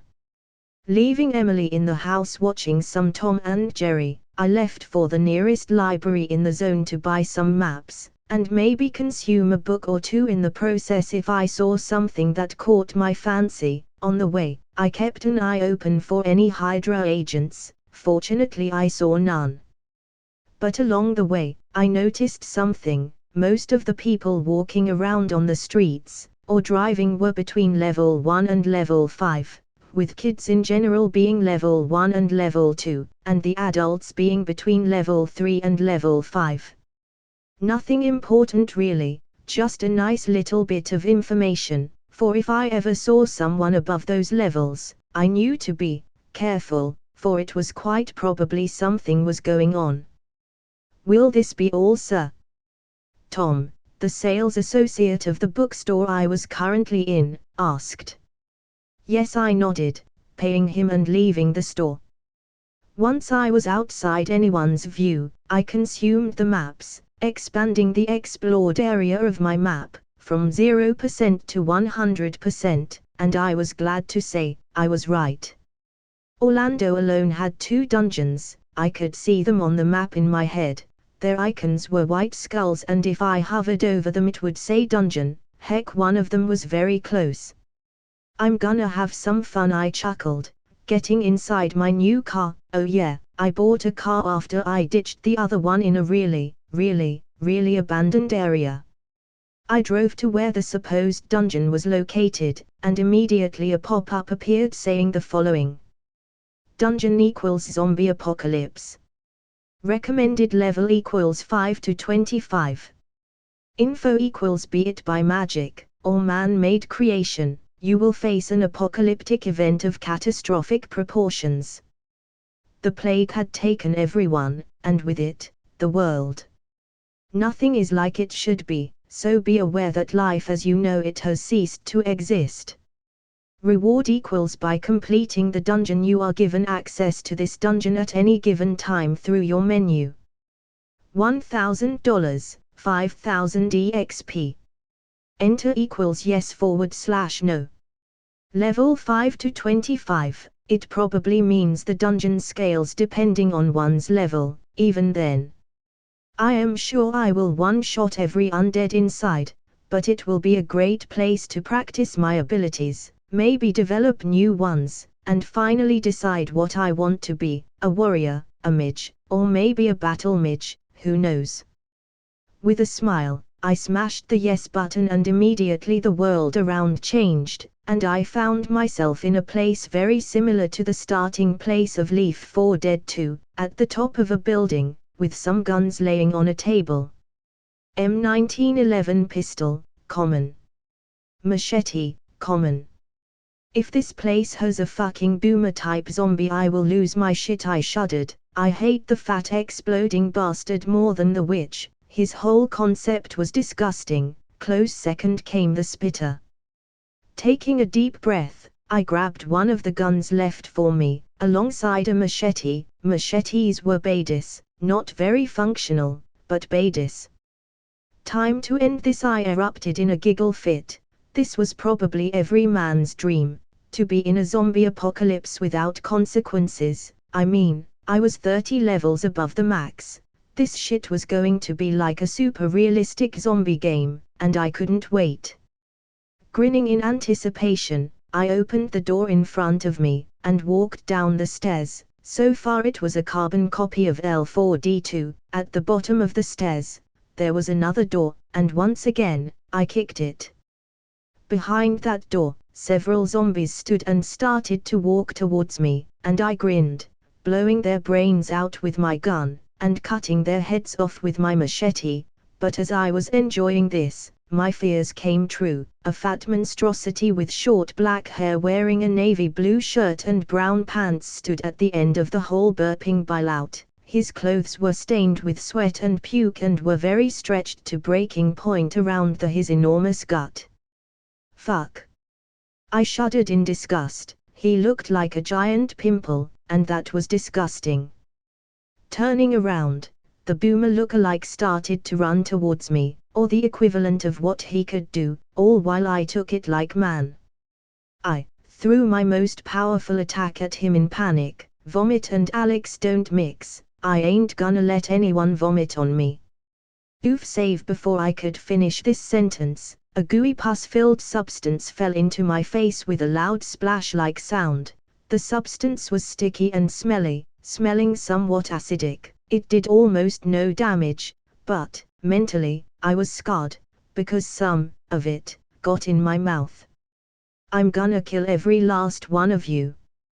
With a battle cry, and a mask in my mouth, I rushed into battle, for these zombies had wronged the wrong gamer, for I was vindictive. Chapter 9. Nick Fury POV.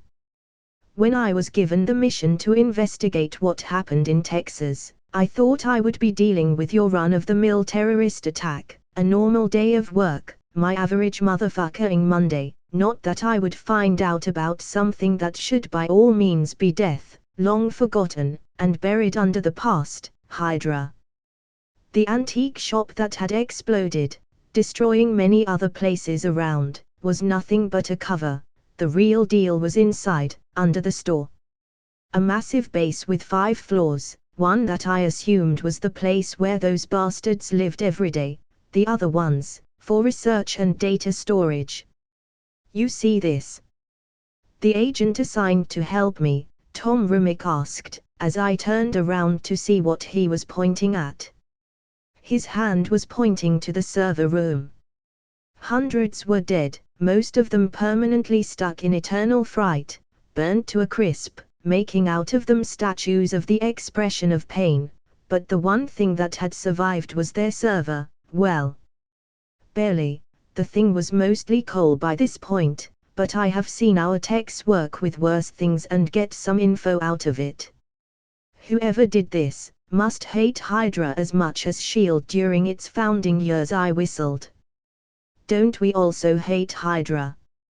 Tom inquired, with a confused tone. Does this motherfucker doesn't understand a joke? Yes, but it is an inherited hate. I mean, until today I thought these motherfuckers were extinct, or close to extinction, but I guess these bitches stick to the mythos, hard to kill, hard to deal with.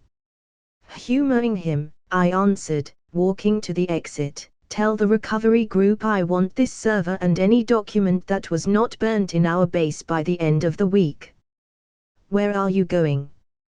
Tom asked. Why was I partnered with such a slow man? I swear I'm about to slap his white ass if he keeps making stupid questions.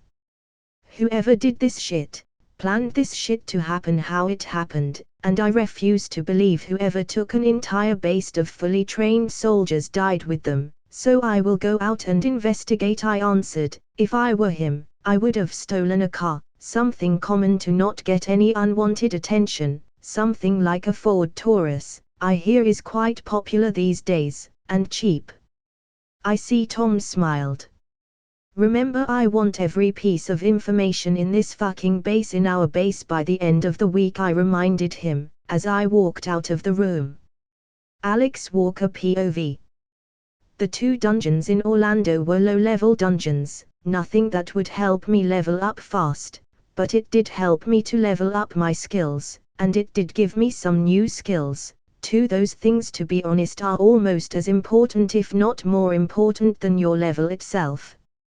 Mana Bolt, active, LV25 equals focusing your energy, you fire a bolt of pure mana at your enemies. Costs 200 mana. Damage based on int and level of skill. Damage equals int asterisk skill level equals 165 asterisk 25 equals 3300.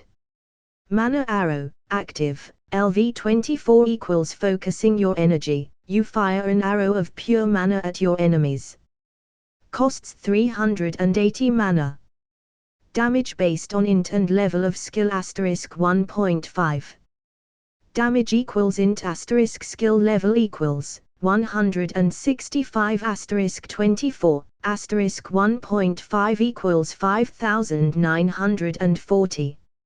Focused strike, active, LV23 equals focusing your physical might. You charge your fists, legs or any other part of your body with great power, delivering a mighty blow to your opponent. The longer the charge, the higher the damage output. Damaged based on STR and level of skill. Fully charged focused strike hit 30% more. Damage equals STR asterisk skill level equals 131 asterisk 23 equals 1000 to 3013 plus 30% buff equals 3916.9. Charge time equals 0 to 4 seg. Beast strike, active, LV12 equals the user lunges at the target with great speed, punching them to deal them 120% STR plus 120% DEX plus 120% VIT, healing for the amount dealt. Equals 445.1. Cooldown equals 3 seconds. The Hunt, passive, LV7 equals the user senses all enemies around him in a 2-mile radius who are below or nearing their 50% of their maximum health, giving the user 17% buff of movement speed when running or heading towards the target and a 7% damage boost against them. Life strike, passive, LV5 equals every third basic attack heals for 50% of STR plus VIT equals 120. So far those were my offensive kills, not many, but I was happy with them. As I pondered about how happy I was with all of this, something happened. The camera I had installed in my door flashed with movement, as someone neared the door, 2 men, one in a wheelchair, and a girl. "Emily, go to your room, now," I ordered, and immediately she did as I said. From the cameras, I couldn't see their levels, so I had to act carefully. Taking a deep breath, and my gun, I approached the door, and looked through the peephole, and what I saw surprised me. Charles F. Xavier LV 160, Jean Grey LV 151, Scott Summers LV 54. What were the X-Men doing here? Not that this is necessarily bad, but it's certainly unexpected. "We are not here to hurt you, Mr. Walker." I pondered over my options, and decided to open the door. I might as well be friendly. "Can I help you all?" I asked with a smile. "We are the ones that want to help you." Charles Xavier, aka Professor X, looked like he was in his 50s, though his baldness was still there. "That's quite the statement," I sighed, as I moved out of the door to allow them passage. "In what way, mister?" "I know you know my name." Charles smiled, rolling his chair to my living room. "Fucking mind readers, what a grand discovery," I smiled. "I apologize, but if it's any consolation, I can't read beyond your surface thoughts. Your mind is quite the maze. I reckon it would take me days to access anything, not that I will." Charles chuckled. "Professor." Jean hissed at him as if he had embarrassed her with his behavior. "Don't worry, Jean." Scott chuckled, "the professor is just trying to be funny. Look, not that I don't enjoy the social visit, but why are you here?" I asked, trying to get them back to the point. "We know you are a mutant. Hooray, another person managed to track me based on my DNA smell or something. I am thrilled that everyone with a bit of money and resources can track me. I guess after this visit I will start seeing houses in other states." "Yes, I know. I already had some difficult circumstances because of it." I chuckled. "You're in pain," Charles replied, shaking me out of my game. "Believe me, I am trying not to read your mind, but your pain is so big. I can feel it without even trying. So is the pain of the little girl that lives with you." I suppose I shrugged. These days I am more concerned with other things. I really don't have the time to get all emo and stuff, so, yes, I am in pain, but that won't stop my sexy attitude. Sexy? Scott snorted, someone needs a mirror. Look, laser tag boy, zip it before I give you pink eye, I challenged with a smirk. Scott, please don't antagonize him, Charles sighed. Fine, Scott chuckled, he knew I was playing. That's how friendships start, by threatening each other. High school. Would you like to hear our offer? Charles said, and I sighed. Sure, why not? I nodded, taking a seat. Chapter 10. I heard what Charles Xavier had to say. He wanted me to go to his school on the grounds I was a mutant, an offer I politely declined on the foundation it would only hurt me in the long run. I knew based on how Charles looked, and how Jean looked, that the X-Men would disappear in a few years, after the events of Dark Phoenix, and I really didn't want to meddle in those cosmic affairs, at least not yet. God knows how powerful the Phoenix Force is. But that wasn't to say I didn't see the good on his offer, it just didn't work out for me how it was planted. So I made him a counter-offer of sorts. I would let him help me once a month if he offered Emily Sanctum in his school. Why did I propose this? Well, with Hydra possibly hunting my ass, there was no school in the world safer than his in terms of battle power. I mean, mutants are quite the powerful beings. Happily he accepted, mostly because he thought with time he would convince me to go full-time, so we sealed the deal, and hours later, I moved to a house close to his school, one that he owned and rented to me. It was like 2 blocks away, quite convenient to pick up Emily after school and stuff, though more than not, she would stay in the school in a room of her own while I leveled up. So now we are babysitters. Great Scott sighed in annoyance. She's not even a mutant. That's it. It took me 8 hours to get tired of his annoying behavior. At first I tolerated his stupidity to some extent, but in a matter of hours, I changed from tolerating him to wanting to pepper spray him. What? Scott scoffed, as I proceeded to pepper spray him. He would regret taking his normal glasses today. Ah! You bastard! Pepper spray attack dealt critical damage. Scott! Jean rushed to him, as he suffered from my attack. Turning at me, she growled, "What is wrong with you? Look, I deal with bullshit on a daily basis, and your basic-ass boyfriend has pushed me long enough. I don't care why he thinks acting like an 80s teenager is cool, and I don't care the fact he doesn't like me. Heck, the feeling is mutual, but if he thinks he can annoy people without consequences, well, he's wrong, very wrong. You are annoying me a lot, so can I also act on it?" Jean hissed.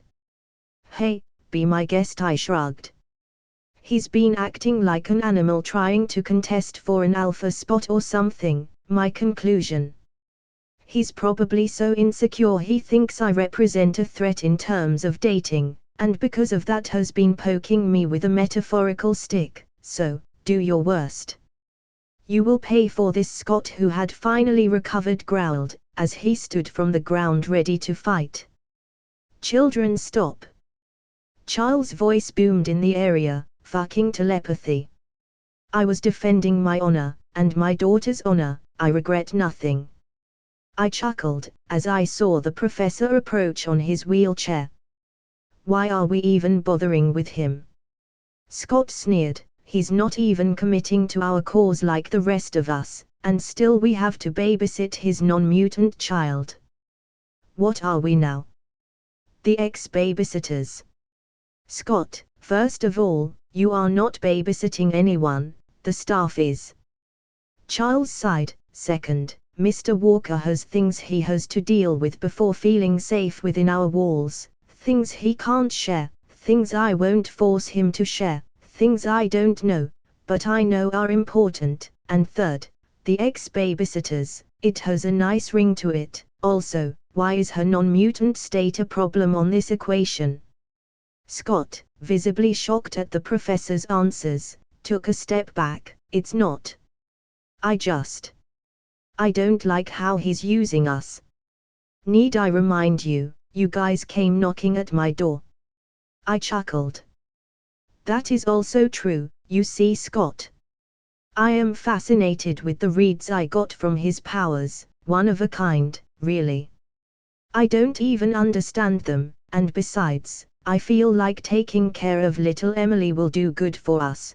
Planting a seed of love and care in the heart of a human, it might spread, she might in the future be the human to bring mutants and humans together. Charles smiled. Emily for president, huh? I hummed. I liked it. I nodded in approval. My child would be president, yes she would. Adorable, Jean chuckled. Jean. Scott muttered. What? I am angry at him, but he does act adorable when it comes to Emily, Jean chuckled. He does, Charles nodded. Adorable. Me. Men are not adorable, men are handsome. Badass, and sexy. After that altercation with the laser tag boy, I left Emily in her room in the X-Men facility and explained to her what was happening, that I needed to take care of the bad guys that had hurt us, and that as soon as there were no bad guys to hurt us, I would come for her.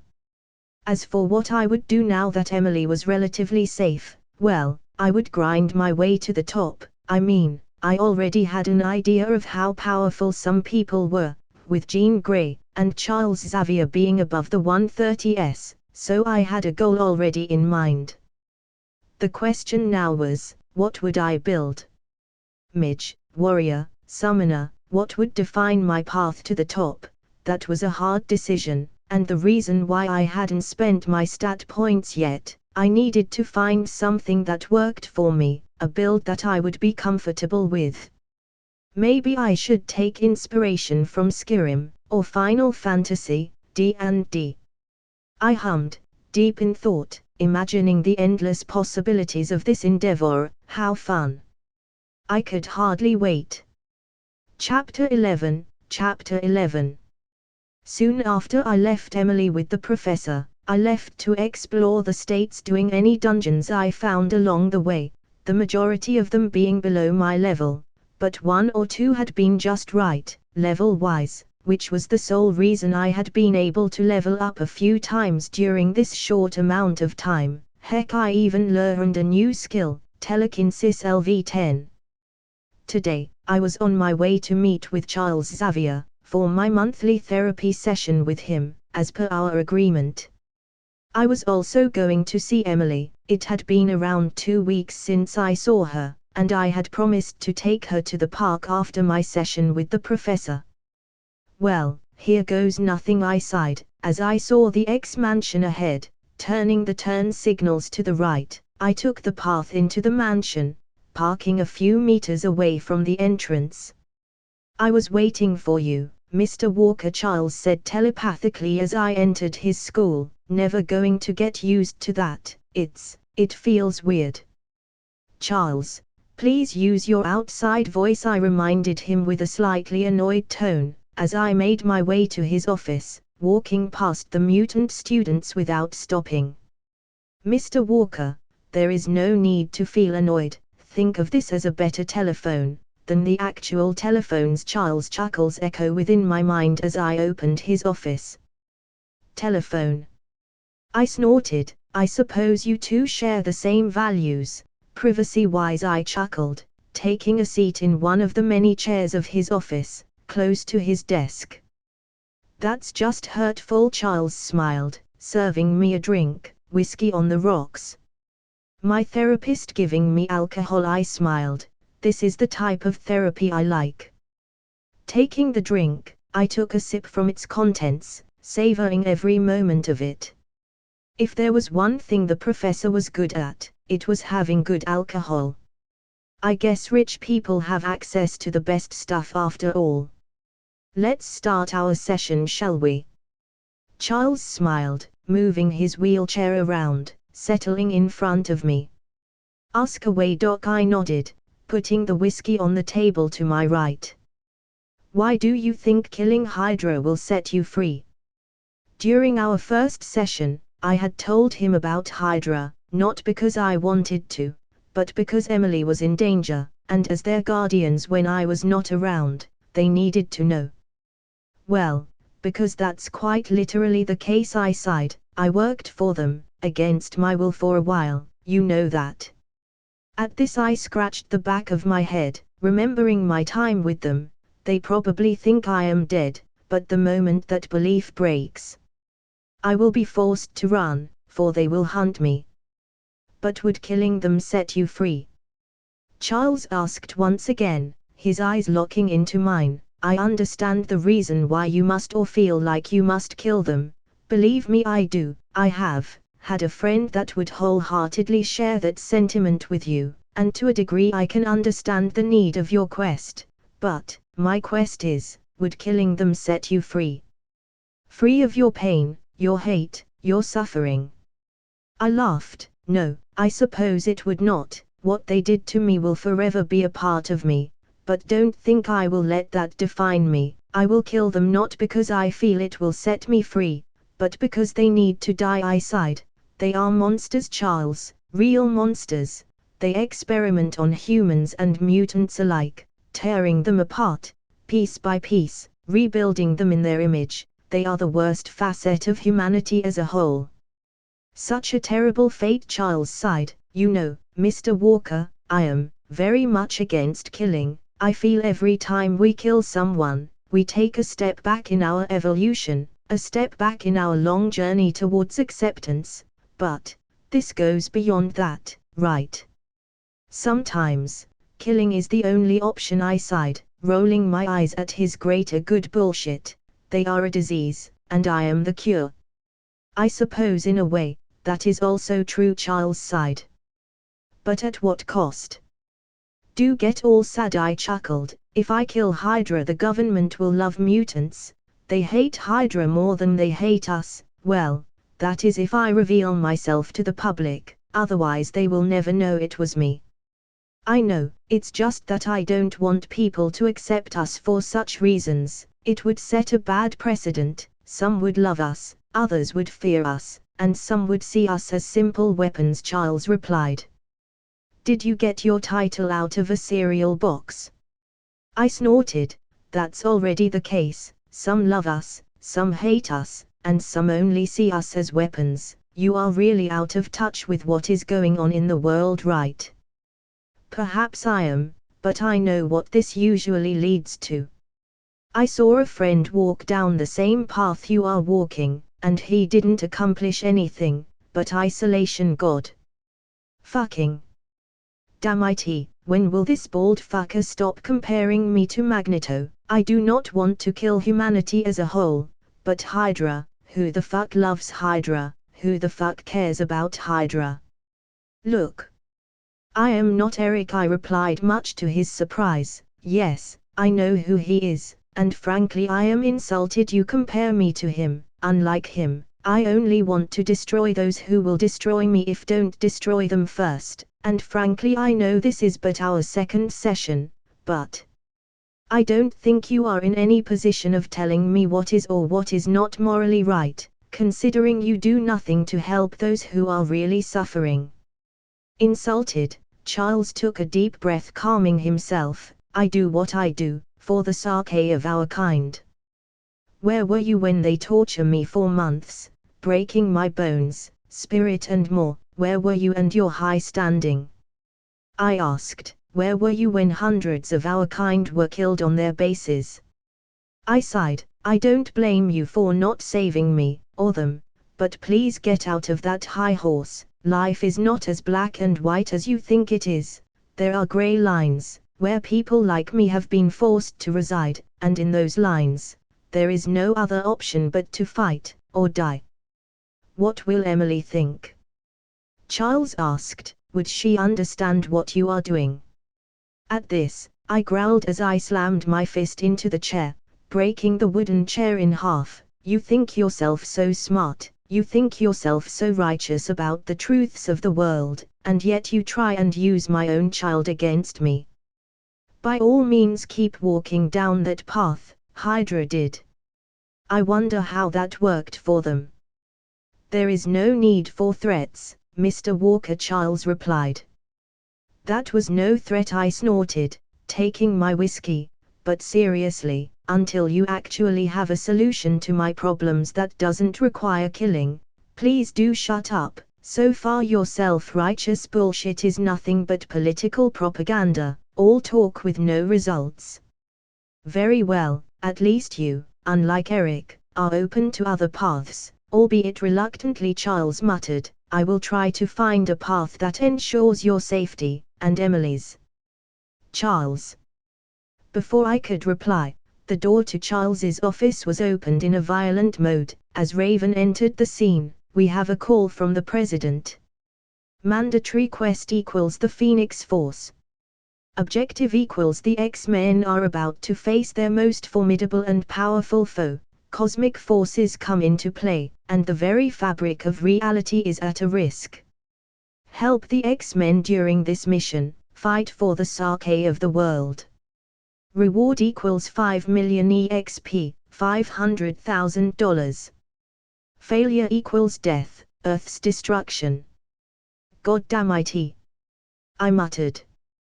What? Charles muttered, confused at my reaction.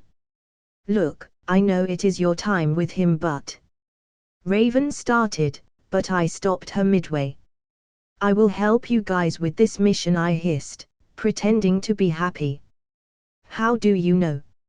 Raven muttered, already assuming I knew. My power, don't question it, I can see the future. Yeah, let's go with that, I replied. Avoidable, know the truth. Well, not completely, I mean, I knew the outcome if I didn't help, so, kind of. And I saw myself helping, and not helping, and you know what happens if I don't help. You die, Charles answered for me. If only I could read more from your mind. For the last time, no, I won't let you read beyond my surface thoughts, and that's because there is no ad blocker for your probing. I knew he could read beyond them, but it would take him some effort to do so. Charles. Raven pressed. He can help, she had yet to. Oh, sometimes I forget he reads minds of everyone else. Can he? We don't even know what powers he has, beyond possible fortune-telling, Raven replied. I can do lots of things, like hearing you, for example, I chuckled. Consider me an intern for this mission only. Chapter 12. Chapter 12. One thing led to another with my new quest, and in the blink of an eye, I was in the X-Men jet on my way to space to help a bunch of astronauts. Cool, right? I mean, I knew the only reason why Charles had let come in this mission with his special group of mutants was because he wanted to convince me of joining the X-Men for a reason I had yet to understand, no other reason, and I also knew he thought that if I saw how much good his little group did for the world, I would perhaps be persuaded to join him on his quest of mutant equality. Sitting on the chair assigned to me, I laid my head on one of the only windows on the jet, and witnessed as we soared into the sky, leaving a column of white smoke on our wake as we neared the atmosphere, feeling the powerful engine of the plane roar with might with every passing second. Out here, you follow our order, newbie, Scott said in a rather condescending tone. To which, I ignored him. Soon enough, the X-jet started to shake. Probably because we were leaving the Earth's atmosphere that was desperately trying to keep us on our planet. I think this is not as much fun as I thought it would be. Nightcrawler muttered, his tail twitching nervously. Kurt Wagner, Nightcrawler LV-51. Inwardly chuckling at that, I focused my attention on someone I didn't know how to explain. Quicksilver, Pietro Maximoff. Quicksilver LV-101, he was here, but if that was the case, where was Wanda? Were there two Quicksilvers? Or was the other Quicksilver an imitation of this Quicksilver, Fuck, so many questions, and so little answers. Heck, they even shared the same name. Then again, Hydra was supposedly involved in the making of both Wanda and Pietro, MCU-wise, perhaps they cloned them. It would be plausible, or perhaps they captured them after the events of X-Men, and brainwashed them to think their origins were different. Fuck it, I suppose I won't get my answers staring at him. You scared, buddy? Quicksilver asked, glancing around nervously. Not really, I answered, lying through my teeth. I was about to come face to face with the Phoenix Force, and I was understandably scared. You lie, Jean said, holding Scott's hand. Mind reading? I chuckled. Surface level, Jean nodded, gripping the strap of her seatbelt with her free hand. I will start thinking of porn if you keep doing that, I winked, getting a glare from Scott. My mind, my rules. Turning my attention back to the window, I noticed as the X-Jet reached the darkness of space with a final violent shake, seconds after the X-Jet thrusters stopped firing as Beast stopped pushing the pedal, leaving us floating above the planet in an motionless manner as ice crystals started to form in all of the windows, including the windshield. Is that a solar flare? Raven muttered. Raven LV-71. I've never seen a reading like this before, Hank replied. Hank, Beast, LV-69. Let's save the astronauts and let's get out of here. Quicksilver muttered, as the X-Jet floated gently towards the spinning USA space shuttle. All the while, I started to wonder why the universe hated me. Couldn't they wait for me to be level? I don't know, 1,000. Kurt, can you get in there? Raven asked. I can't, it's spinning too fast, I can't see inside, Kurt replied.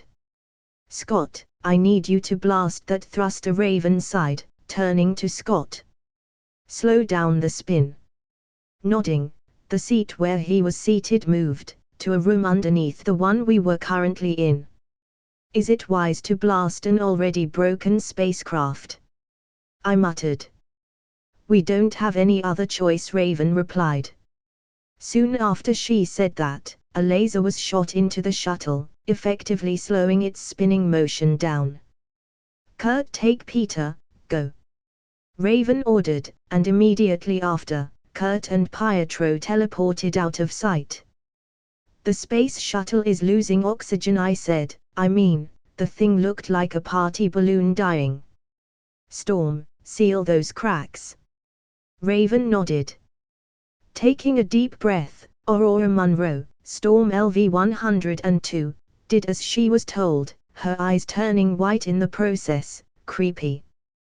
2 seconds later, both Kurt and Pietro reappeared with the astronauts. Gotta love super speed, it sure is handy.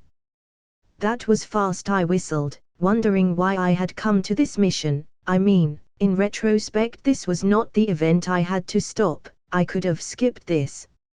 I know, Pietro nodded with a smirk, strapping his seatbelt on. Strap in, we are heading home, Raven sighed, happy the mission had gone well. Little did she know there was someone still inside. I can still feel someone inside, I announced. I thought your power was premonitions or something, Scott said. It's complicated, but yes, there is someone inside, I repeated. He's right, our commander is still there, a female astronaut said, confirming my point. Anna Love LV-15, he's on the airlock, working on the thruster. I don't like being the ass, but that cosmic storm is already disintegrating the ship. Going back would be quite literally a suicide. Nothing against the guy still on the spacecraft, but part of Jean's downfall was dying on that ship thanks to the Phoenix Force. If I can avoid that, perhaps I can finish my quest without unnecessary effort. He's right, the heat signature is rising fast, Beast nodded. I can't hold it any longer, Storm muttered, her body trembling.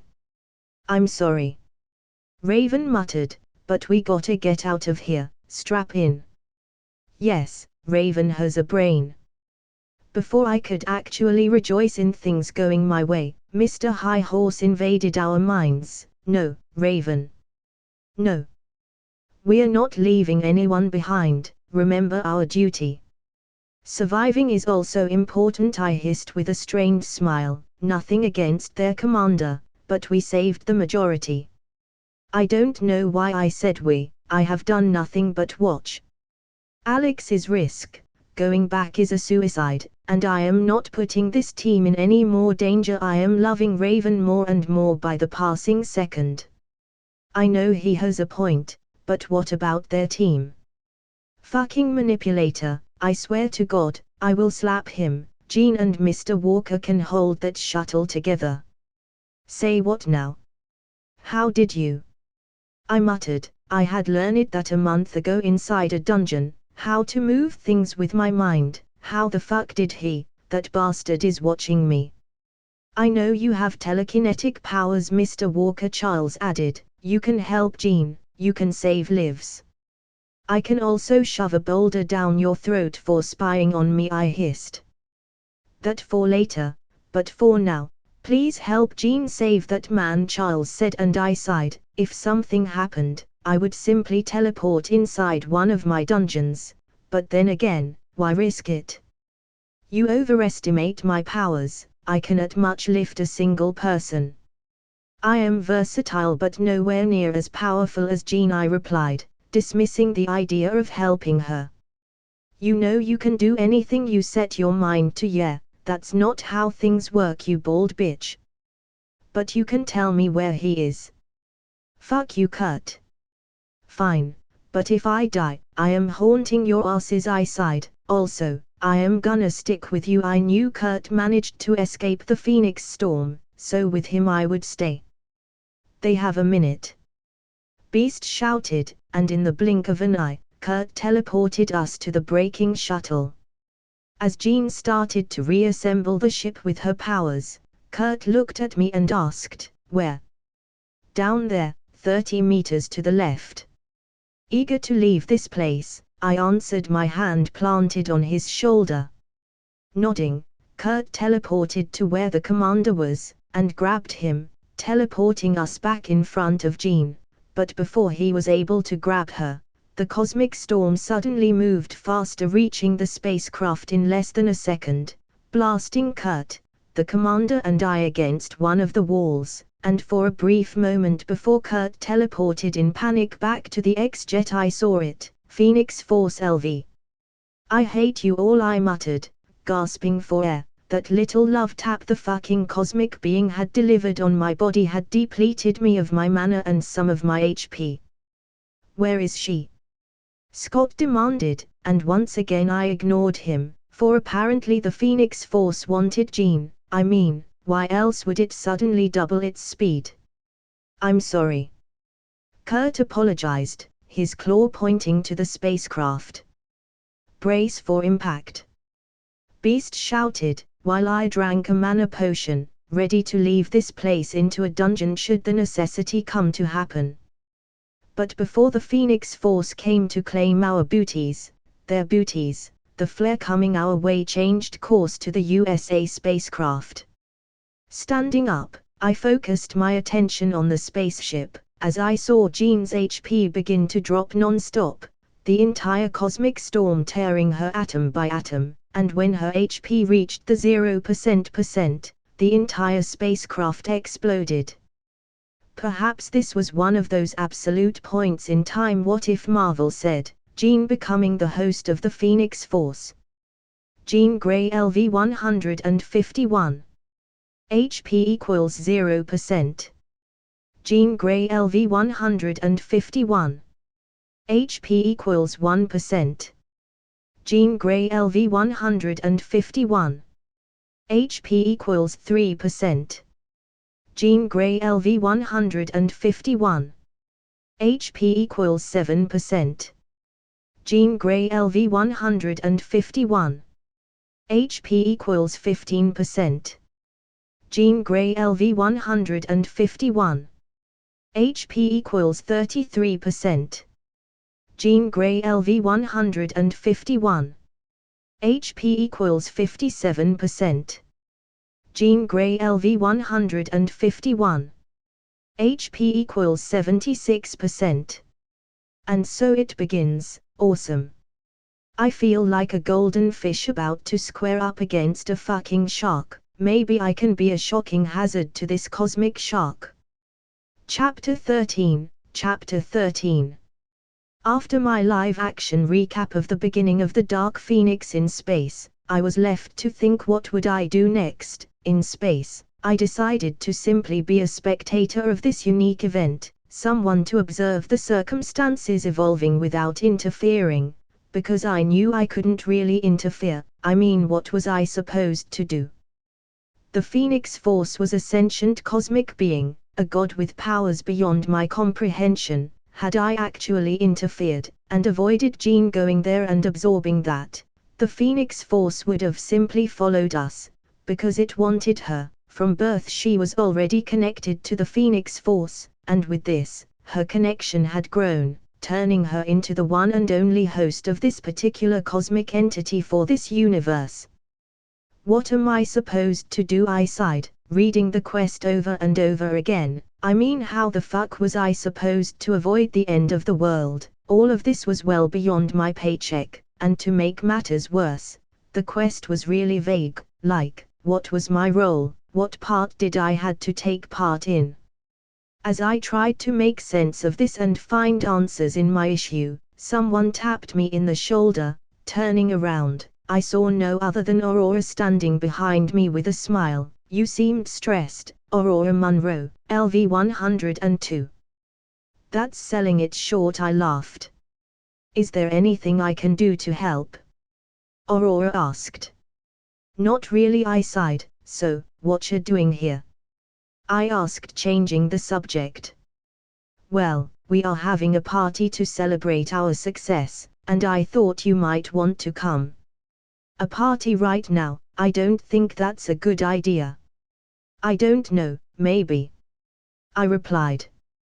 Come on, you helped us, you were part of the group. Hardly, with or without my intervention, the events that unfolded would have had happened. I was simply a spectator. Come on, everyone wants to know the single dad of such an amazing little girl weaponizing Emily. Well played. Fine, I chuckled. Smiling, Aurora grabbed my hand and started to walk towards the party outside the mansion, when all of the sudden the shockwave of an explosion that came from outside the X-mansion knocked us down. I will assume that was not the shockwave of your killing speakers. I groaned on the floor, already knowing who was the responsible one for this. Jean. Aurora looked at me worried, and exclaimed, we must be under attack.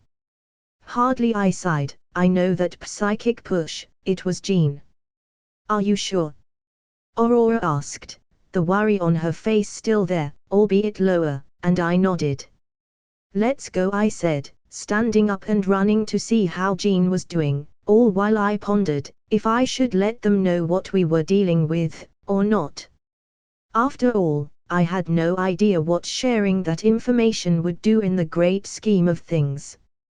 I saw as they took Jean to her room, unconscious, her level already fluctuating. A few hours ago, she was LV 151, now she was LV 191. Her powers, her connection to the cosmic was evolving. Soon, no one would be able to hold her down, not anymore, and that frightened me, for once she truly breaks free, she would have in her hands the power to end the world with a move of her hands.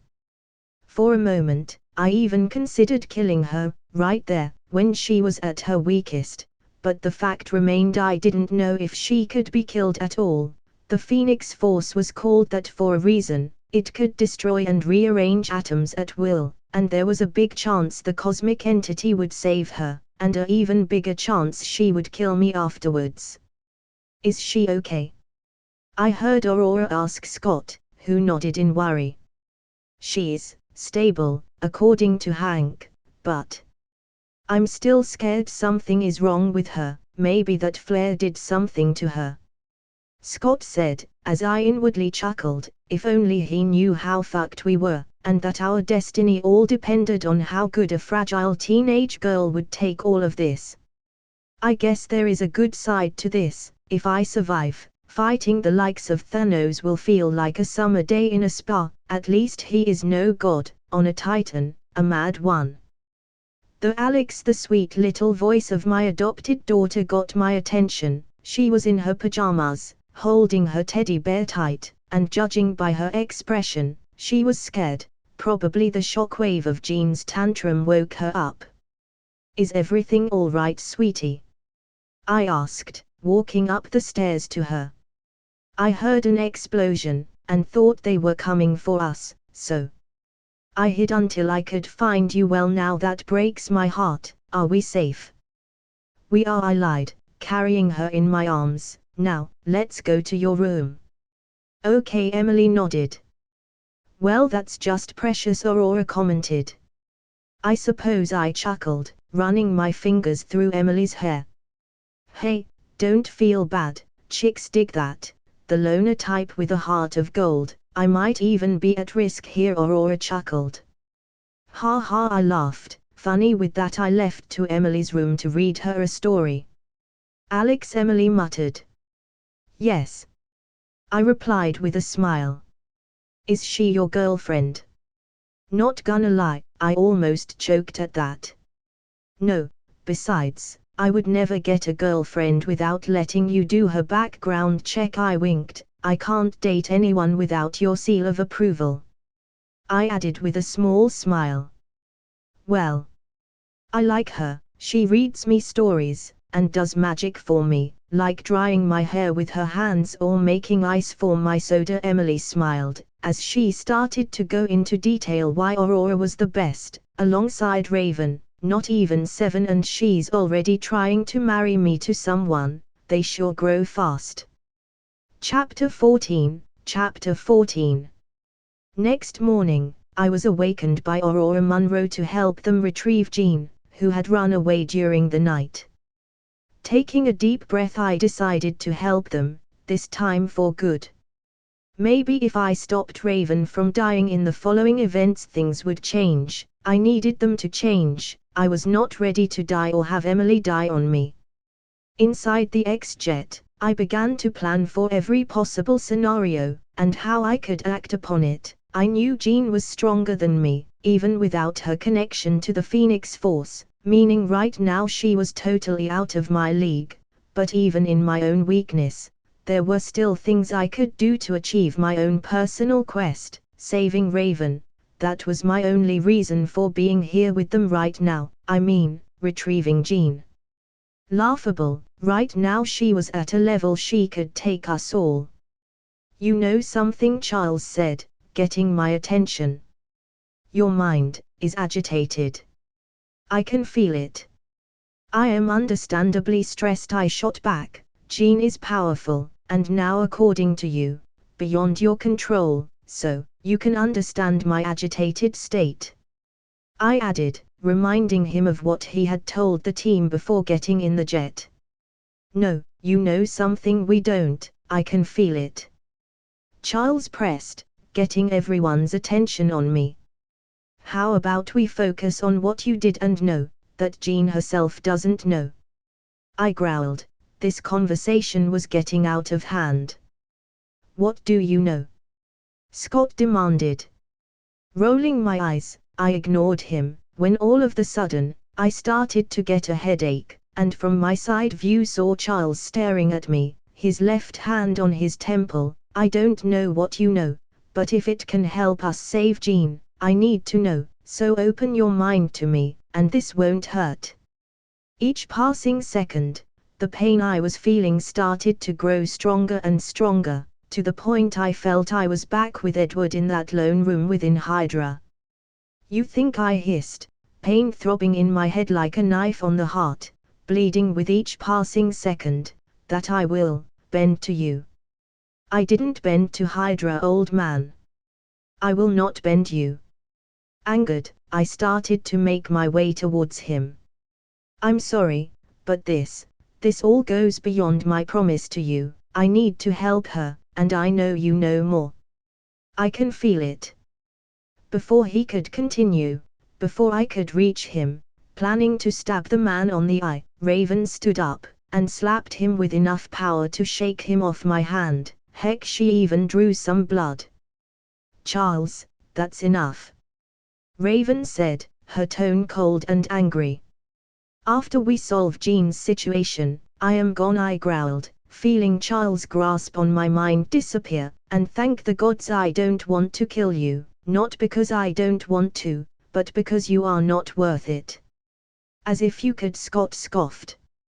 I was trained to kill, not to fight, brat, I smiled. All it takes is one single moment, and he's dead, but I am beyond that. I promised myself my time in hell would not define me. Besides, like I said, he is not worth it, I hissed. Scott growled, and before he could do anything, Raven slapped him, loving this woman more and more by the second. Is this what we are now? Raven, I can feel he knows something, Charles muttered, trying to convince her. He is hiding what he knows, and it could help us. I will admit, I do know more than any of you about all of this, I stated, getting everyone's attention, but my knowledge of what is happening, it's at best a cup of water of the sea of information we need to help her. So yes, I know things, but no, none of those things can help Jean. Only Jean can help herself. I swear to God I will castrate that crippled bastard by the end of this ridiculously difficult mission. The rest of the trip was spent in silence, all while I fought the urge of wanting to kill Charles. If all but body he had tried to me, to violate the sanctity of my mind, my knowledge. Did he really thought I was so selfish not to share? The only reason I didn't share was because I knew nothing I knew would help at all. The information on the Phoenix Force I had was useless. All I knew was that the cosmic entity inside Jean was beyond our power, and that she was her host, nothing more, nothing less. That didn't help, but it could certainly make the situation worse. Is it true? Aurora asked. What? I asked. That nothing you know can help her. Aurora elaborated. Yes, believe me, if I could help her, if there was a way to solve all this with a snap, I would. Well, the Infinity Stones could do that, but that was also beyond my pay grade, for now. I believe you, Aurora smiled. Well, that makes you the only one, I chuckled. We are here, I heard Beast say, his tone carrying a lot of weight. Well, let's see how it goes, I sighed, mentally preparing for combat. Outside the jet, I could see Jean standing outside the porch of what I assumed was her dad's house, her eyes changing colors for a brief second for her natural color to orange. Jean Grey, LV 227. You shouldn't have come here, Jean said, in a dangerous tone. Why is that? We've only come to bring you home, Jean. Charles replied. I don't have a home, you made sure of that. Jean hissed. I know you are mad, believe me, he tried to mind **** me a few minutes ago, but, you do need some help, I said. If I was to be here, I might as well take an active role on this shit. What do you know about helping others? Jean laughed. I mean, just last night, you were debating if you wanted to kill me or not. What in the actual fuck? He might not be able to read your mind, but I can, at least better than him, Jean growled. You fear me, you fear the power I have in me, and the truth is, you should. You were debating what? Scott roared. Now is not the time. I hissed at him. Jean, don't trust him. Trust us. Charles said, changing the focus back to him. We only want what is best for you. Like with my father. Jean hissed, her eyes shining with power. You only ever wanted me for my powers. Jean, you don't have to trust me, but please, read me. I knew this was risky, but if letting her know the nature of her power could help, then maybe, just maybe, we would skip all of this. No, Jean replied, and with a move of her hand, pushed me into the air for Kurt to catch me. Jean, this is not you, Scott cried. The police are coming, I announced, seeing the cops on my minimap. Scott. Jean muttered, but before she could finish her reply, the police cars I had felt approaching started to approximate her, which in turn triggered something inside her, and with a loud wail of anger, and her powers getting out of control, she exploded, sending a powerful telekinetic wave. Stay away from me, all of you. Chapter 15. Everyone froze at her roar, and for a brief moment, time seemed to stop, when all of the sudden, Beast roared, "We have to stop her." A futile endeavor, but what choice did I have? Soon after his command, the X-Men rushed into battle, all save Scott. Taking a deep breath, I attacked her with a few mana arrows that exploded against her barrier, doing no damage whatsoever. Hissing under my breath, I decided to change my approach as I quickly closed distance between us, dashing towards her while the others kept her attention in place. Once I was in front of her, I tried to strike her with a focused strike, but once again it had no effect thanks to the telekinetic shield around her. It felt as if I had punched a piece of metal. Two of my strongest attacks, and even then, the barrier around her felt unbreakable. Her barrier absorbed the shock of both of blows without a problem. Heck, she didn't even flinch. Jean, no.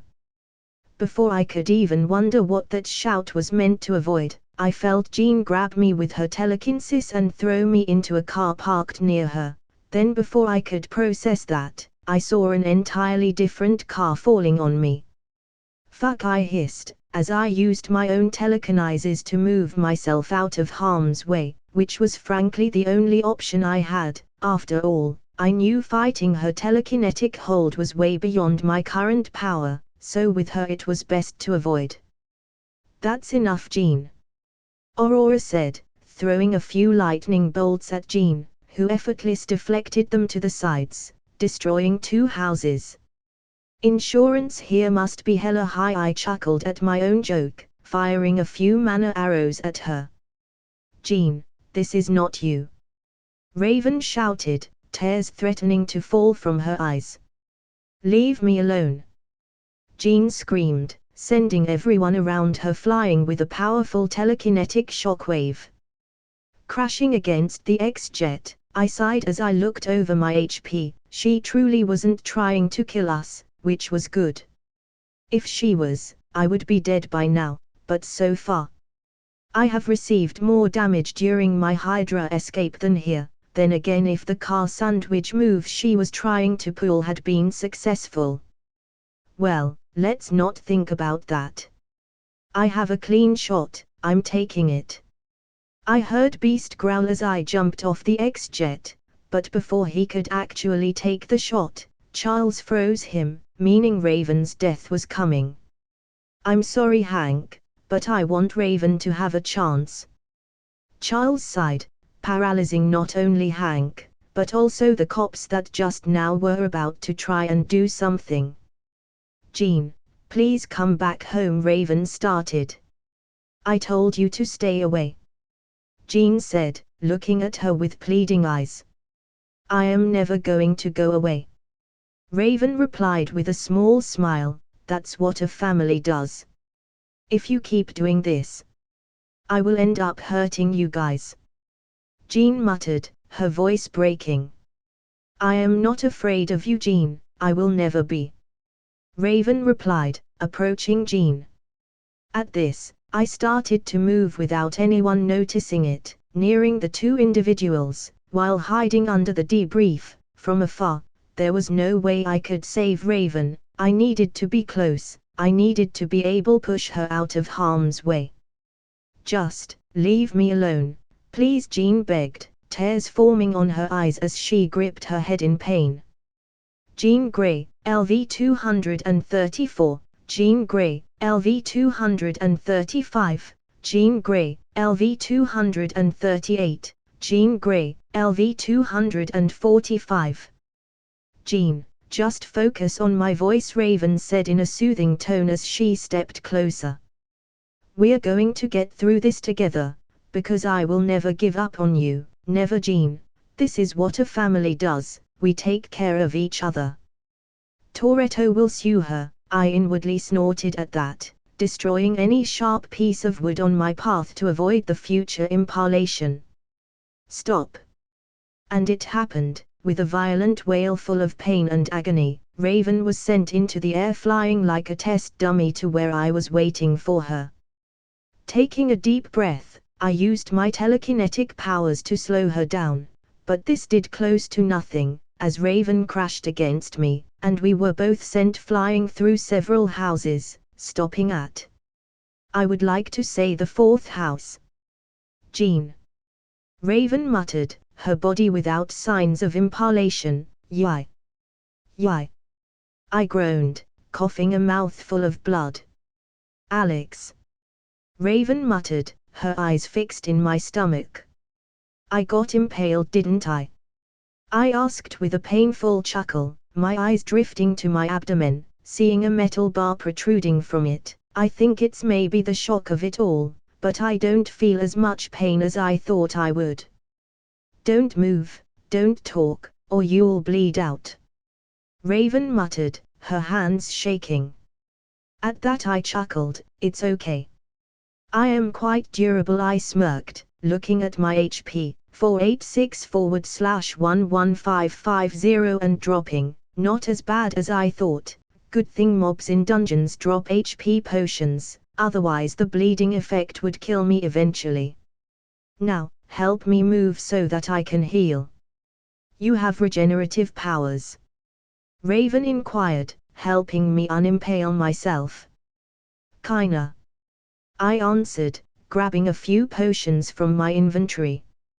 Healing potion, pour equals regenerates 50 health every 0.5 seconds over 15 seconds, restoring a total of 1500 health. Raven.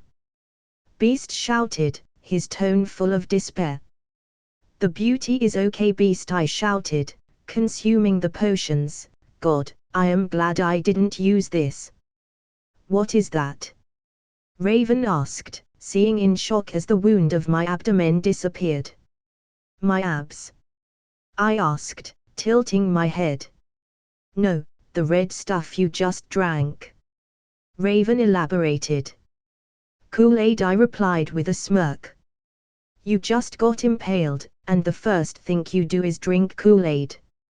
Raven inquired, and I nodded.